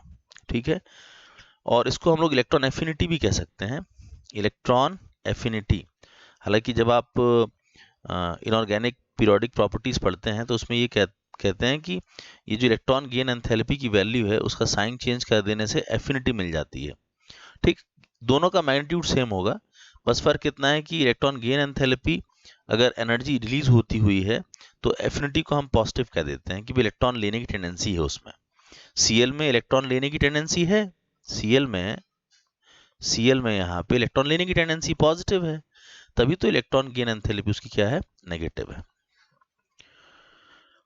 फिर देखो, जैसे अगर हम आयन से, गैसियस आयंस से किसी आयनिक सॉलिड को बनाते हैं, तो वन मोल आयनिक सॉलिड को बनाने के लिए उसके गैसियस आयन से एनर्जी हमेशा रिलीज होती है, और इसी एनर्जी को हम लोग लैटिस एनर्जी कहते हैं। ठीक है। तो लैटिस एनर्जी किसी लैटिस के बनने के लिए डिफाइन होती है। ठीक है। अब जैसे बात करें आगे कि लैटिस एंथैल्पी की डेफिनेशन क्या है, तो देखो, lattice enthalpy of ionic compound is the enthalpy change that occur when one mole of ionic compound dissociates. तो यहाँ डिसोसिएशन की बात की गई है, into ions in the gaseous state. इस बात को समझो, एक डिफरेंस के साथ समझो। देखो, मैंने वन मोल NaCl यानी एक आयनिक सॉलिड वन मोल लिया और उसे पूरी तरह से उसके आयंस में डिसोशिएट किया। इस प्रोसेस में डिसोसिएशन हो रहा है, एक तरीके से लैटिस टूट रहा है, तो वहां पे लैटिस एंथैल्पी लगेगी पॉजिटिव। ये प्रोसेस एनर्जी कंज्यूम करेगी, और वन मोल लैटिस को तोड़ने में जो एनर्जी लगेगी उसको लैटिस एंथैल्पी कहते हैं। ठीक है। लेकिन इसी को अगर हम रिवर्स करके देखें कि हम आयंस से उस लैटिस को बना रहे थे, NaCl के लैटिस को, वन मोल लैटिस को, तो वो लैटिस एनर्जी कहलाती है, और वहाँ नेगेटिव साइन यूज होता है। ठीक, मैग्नीट्यूड उतना ही रहेगा उसका, क्योंकि आपने प्रोसेस केवल रिवर्स कर दी है ना भाई। प्रोसेस क्या कर दी है? केवल यहाँ पे रिवर्स कर दी है। साइन चेंज करके मैग्नीट्यूड आप सेम रखेंगे, तो ये एक बहुत ही माइन्यूट डिफरेंस है कि लैटिस एंथैल्पी जब हम बात करते हैं तो लैटिस एंथैल्पी बात करते समय हमारे दिमाग में रहता है कि हम 1 मोल लैटिस को तोड़ रहे हैं और वहाँ लैटिस एंथैल्पी पॉजिटिव है।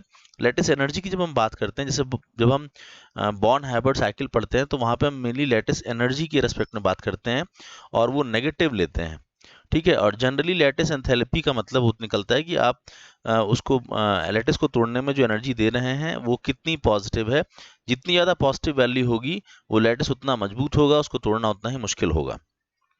यानी लैटिस एंथैल्पी कहीं ना कहीं स्टेबिलिटी की भी बात बताता है। जो लैटिस एंथैल्पी है, लैटिस एंथैल्पी चार्ज और साइज पर डिपेंड करता है। चार्ज और साइज पर डिपेंड करता है।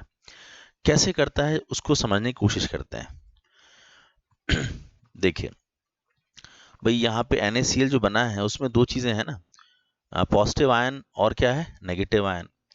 अब अगर ये पॉजिटिव का मैग्नीट्यूड +1 से +2 कर दूं और Cl का -1 से -2 हो जाए किसी आयन के लिए, तो उसके बीच का अट्रैक्शन बढ़ेगा ना। और जब अट्रैक्शन बढ़ेगा तो ऑब्वियस सी बात है लैटिस मजबूत बनेगा। तो लैटिस एंथैल्पी इंक्रीज करती है मैग्नीट्यूड वाइज जब चार्ज इंक्रीज करता है आयंस का।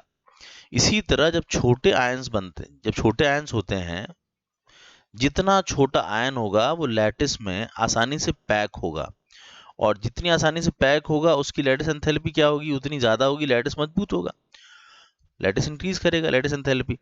तो आपको ये समझ में आ जाना चाहिए कि चार्ज ज्यादा होने पर और आयंस का साइज चाहे कैटायन हो चाहे एनायन हो, कम होने पर मजबूत लैटिस बनता है, लैटिस स्ट्रॉन्गर होता है, लैटिस एंथैल्पी ज्यादा होती है, और वो सब्सटेंस जो है, वो आयनिक कंपाउंड जो है वो ज्यादा स्टेबल होता है। एग्जांपल्स को समझिए आप। देखिए जैसे यहाँ पे LiCl, NaCl, KCl, RbCl, CaCl example लिए गए हैं। इसमें किस बात का डिफरेंस आपको नजर आ रहा है? बोल के हमको जो डिफरेंस समझ में आ रहा है इसमें वो ये कि Li positive, Na positive, K positive, Rb positive, Cs positive, ये आयंस कैटायंस हैं और डाउन दी ग्रुप, एक ही ग्रुप में है, नीचे की तरफ इनका साइज क्या है, बढ़ता जा रहा है। और जब कैटायन या किसी एनायन का साइज बढ़ेगा तो लैटिस वीक होगा, मतलब लैटिस एंथैल्पी डिक्रीजिंग ऑर्डर में है। यहाँ पर लैटिस एंथैल्पी डिक्रीजिंग ऑर्डर में है। तो आप इसको ऐसे भी याद रखो कि जब भी हम डाउन द ग्रुप की बात करते हैं तो लैटिस एंथैल्पी क्या करती है, डिक्रीज। जैसे यहाँ भी अगर आप देखोगे तो जो एलिमेंट्स लिए गए हैं वो ये बैरियम है, दिस इज बैरियम, ठीक है, एक ही ग्रुप के हैं सारे के सारे। तो बेरिलियम, मैग्नीशियम, कैल्शियम, स्ट्रोंशियम और बैरियम।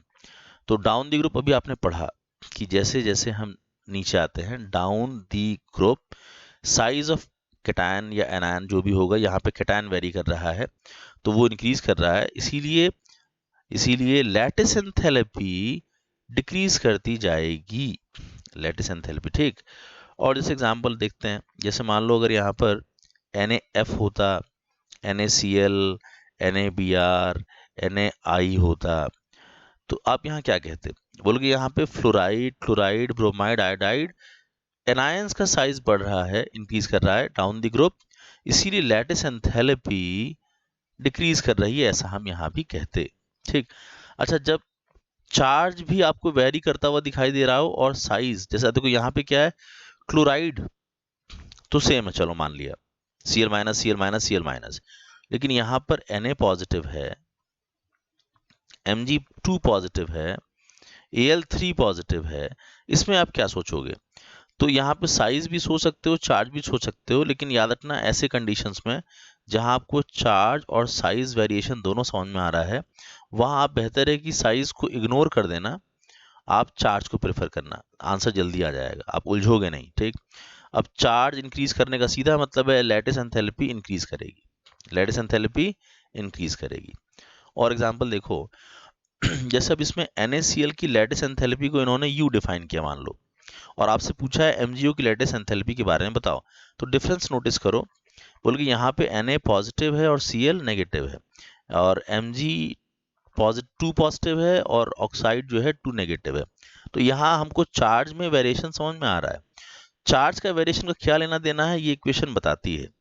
कैटायन और एनायन के बीच में कूलम्बिक अट्रैक्शन होगा इस फॉर्मूले से, तो जब चार्ज इंक्रीज करेगा तो उसका मल्टीप्लिकेशन देखते हैं ना। तो यहाँ पे +1 और -1 मतलब मल्टीप्लाई करोगे 1 × 1 तो 1, ठीक।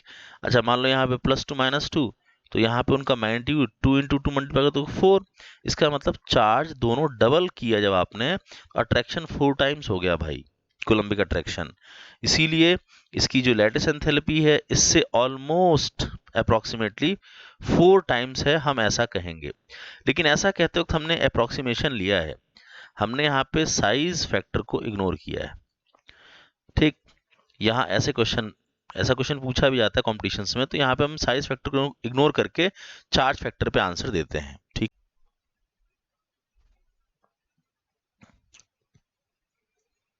देखिए आगे हमें पढ़ना है बॉर्न हाइब्रिड साइकिल।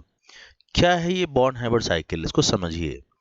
देखिए बॉर्न हाइब्रिड साइकिल में हम हेस लॉ को अप्लाई करते हैं और लैटिस एंथैल्पी कैलकुलेट करते हैं, जो अदरवाइज डायरेक्टली निकालना पॉसिबल नहीं होता। कैसे निकालते हैं तो बोलोगे इसमें standard enthalpy change of formation of ionic compound from its element, मतलब एलिमेंट से आयनिक कंपाउंड के बनने का एंथैल्पी हम निकालते हैं, और enthalpy required to make gaseous ion from element निकालते हैं, और इन एंथैल्पीज की मदद से हम लैटिस एंथैल्पी निकाल पाते हैं। इसको समझने की कोशिश करिए आप।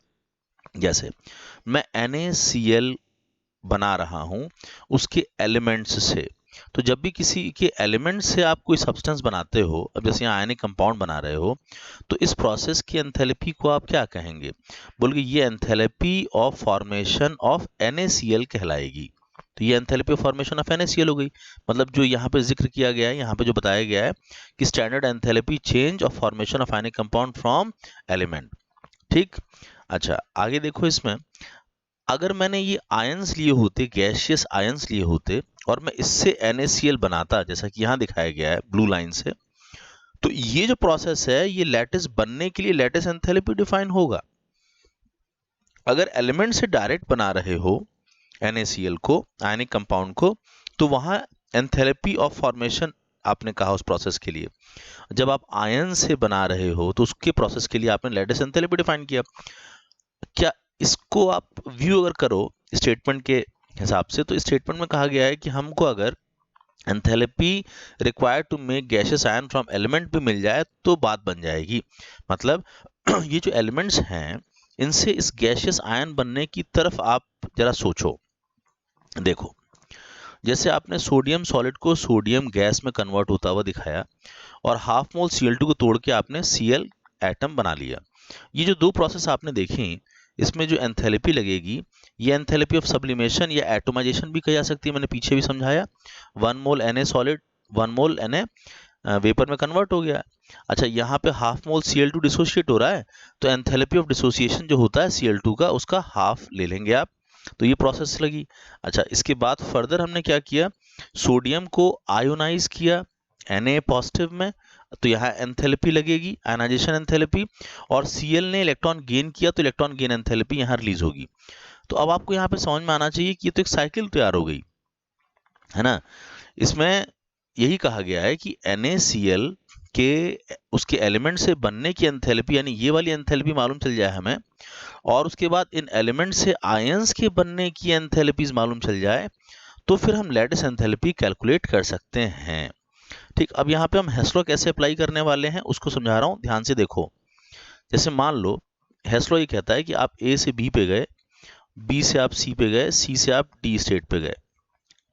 अब यहाँ पे एंथैल्पी एक्सचेंज मान लो डेल्टा H1 है, B से C में डेल्टा H2 है, C से D में डेल्टा H3 है, और जब आप A से D पे डायरेक्ट गए हैं तो वहां पे डेल्टा H4 एंथैल्पी एक्सचेंज है। तो हेस लॉ का ये कहना है कि आप अगर A से D पे गए हो, आप कितने भी स्टेप से जाओ, एंथैल्पी स्टेट फंक्शन होने की वजह से सेम रहेगी। यानी अगर आप डायरेक्ट गए हैं A से D पे, तो डेल्टा H4 एंथैल्पी एक्सचेंज हुआ है। इनडायरेक्टली आप 3 स्टेप में गए हैं, तो डेल्टा H1, डेल्टा H2 और डेल्टा H3 ये लगा है, तो इन तीनों का सम मिलाकर डेल्टा H4 के बराबर होगा। ये हेस लॉ है, और उसी को अगर मैं यहाँ अप्लाई कर दूं तो मैं ये कहूँगा कि NaCl का जो बनना है, ठीक, आप डायरेक्ट अगर कर रहे हो कंसिडर एलिमेंट से, तो आप डेल्टा HF की बात कर रहे हो, ठीक, डायरेक्ट, वही आप इनडायरेक्टली कैसे गए हो, इस वाले रूट से गए हो आप आयन बनते हुए। तो आपको समझ में आना चाहिए कि यहाँ पे इस एंथैल्पी ऑफ फॉर्मेशन की जो वैल्यू है वो value sublimation, half dissociation, ionisation, electron gain enthalpy और लैटिस एंथैल्पी को मिलाकर होगी।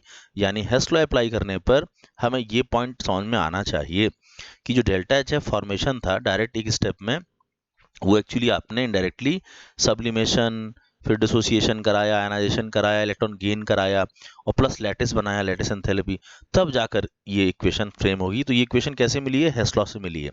कुछ बातें आपको मालूम चलनी चाहिए। देखो, सब्लिमेशन में जो एनर्जी है वो हमेशा लगती है, इसके लिए हम एकदम कॉन्फिडेंट हैं। डिसोसिएशन में हमेशा एनर्जी लगती है, पॉजिटिव वैल्यू होगी, वैल्यू जो भी होगी। आयनाइजेशन में हमेशा एनर्जी लगती है, तो ये वैल्यू भी क्या आती है, positive. Electron gain enthalpy generally halogens ही क्वेश्चन दिए रहते हैं, तो उनके लिए इलेक्ट्रॉन गेन एंथैल्पी नेगेटिव आती है हेलोजेंस के लिए। और लैटिस एंथैल्पी को समझो, यहाँ एक्चुअली लैटिस एंथैल्पी ना कह के इसको अप्रोप्रिएट तरीके से अगर देखा जाए तो हम लैटिस एनर्जी कहते हैं, लैटिस एनर्जी। क्योंकि लैटिस बनते समय हम उसको एनर्जी डिफाइन करते हैं, तोड़ते समय एंथैल्पी। बहुत माइन्यूट डिफरेंस, मैंने इससे पहले आपको समझाया था। तो यहाँ पे यू की वैल्यू जानते हो क्या आएगी, नेगेटिव, नेगेटिव आएगी, ये तय है, ठीक है। इसी को हम थोड़ा सिंबल से रिप्रेजेंट कर दें तो सब्लिमेशन को हम क्या लेते हैं, एस, एस सिंबल से हमने कर दिया रिप्रेजेंट इसको, डेल्टा एच सब्लिमेशन को। और डिसोसिएशन एंथैल्पी को डी से रिप्रेजेंट कर दिया, आयनाइजेशन एंथैल्पी को आई ई से रिप्रेजेंट कर दिया, इलेक्ट्रॉन गेन एंथैल्पी को एफिनिटी कह दिया और लैटिस एंथैल्पी को हमने यू से रिप्रेजेंट कर दिया। अब देखो यहाँ पे तो कई बच्चों को कंफ्यूजन हो सकता है। देखो, जब आप इनऑर्गेनिक पढ़ते हो ना, तो जो इलेक्ट्रॉन एफिनिटी होता है उसको हम पढ़ाते हैं कि delta H electron gain enthalpy का साइन चेंज करने पर मिलता है। मतलब अगर इलेक्ट्रॉन गेन एंथैल्पी नेगेटिव होता है ना, तो एफिनिटी क्या होता है, पॉजिटिव। बट जब आप ये बॉर्न हाइब्रिड साइकिल में इसको कहीं कहीं बुक्स में लिखा रहता है ना, जब ई ए, तो मैं क्लियर कर दूं कि जब बॉर्न हाइब्रिड साइकिल में इसको अगर ये करके लिखा गया है, तब भी याद रखना इसकी वैल्यू, एफिनिटी की वैल्यू यहाँ पर नेगेटिव लेनी है। वो एक्चुअली ये लिखना सही नहीं है, बट कहीं कि आप देखोगे तो कंफ्यूज ना हो जाओ, इसलिए मैंने इस बात को यहाँ क्लियर कर दिया कि यहाँ ये जो लिखा गया है वो इलेक्ट्रॉन गेन एंथैल्पी लिखा गया है, जो कि हेलोजेंस के लिए नेगेटिव होती है। आइए इस पर एग्जाम्पल देखते हैं एक।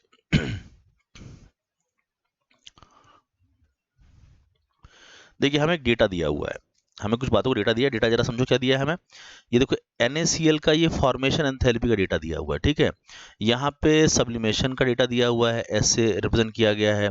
ये डिसोसिएशन का डेटा दिया है, 1 मोल Cl2 के लिए है, लेकिन ध्यान देना डिसोसिएशन। और ये आयनाइजेशन एंथैल्पी है, ये इलेक्ट्रॉन एफिनिटी है, बट ध्यान देना यहाँ पे हम एफिनिटी को यहाँ पॉजिटिव नहीं नेगेटिव ही लेके चल रहे हैं जब हम बॉर्न हाइब्रिड साइकिल पढ़ रहे हैं। तो मतलब यहाँ पे इलेक्ट्रॉन एफिनिटी लिखने का मतलब सीधा है इलेक्ट्रॉन गेन एंथैल्पी की बात हो रही है, और बाकी लैटिस एंथैल्पी हमको निकालने को बोला गया है। तो अभी हमने पीछे से पढ़ा, हम वैसे अगर अप्रोच करें, बॉर्न हाइब्रिड साइकिल को अगर समझें, तो हमने अभी यही साइकिल समझी कि इन चीज़ों में आपस में क्या रिलेशन है ना। तो कैसे किया था हमने रिलेटिव डेल्टा एच एफ को, इन पांचों वैल्यूज का जो सम है वो डेल्टा एच एफ के बराबर है अकॉर्डिंग टू हेस लॉ। तो वो मैंने इक्वेशन में यहाँ लिख दिया सिंबल से। ये हो गया enthalpy of sublimation, half mole dissociation. देखो, डिसोसिएशन क्या होता है, यहाँ पे पर मोल के लिए होता है, Cl2 के लिए। देखो यहाँ Cl2 का जो वैल्यू है ना वो 1 मोल के लिए है, तो इसीलिए मेरे को उसमें हाफ करना पड़ रहा है, ठीक है। फिर ionisation enthalpy, electron affinity, affinity यहाँ लिखा गया है, लेकिन आपको पता है वो एक्चुअली क्या है, इलेक्ट्रॉन गेन एंथैल्पी है वो, और वो वैल्यू नेगेटिव साइन के साथ रखेंगे। तो जब यहाँ वैल्यू आप रखोगे ना, तो साइन के साथ रखना भाई, साइन जो भी है उसके साथ। कहने का मतलब ये कि जब आप डेल्टा एच एफ रख रहे हो, तो देखो delta H F negative sign के साथ दिया है ना। उसी तरह से जब आप सब्लिमेशन थेरेपी रख रहे हो, तो देखो पॉजिटिव साइन के साथ दिया है, ये भी पॉजिटिव साइन के साथ है, हाँ। और उसके बाद आयनाइजेशन थेरेपी पॉजिटिव साइन के साथ है।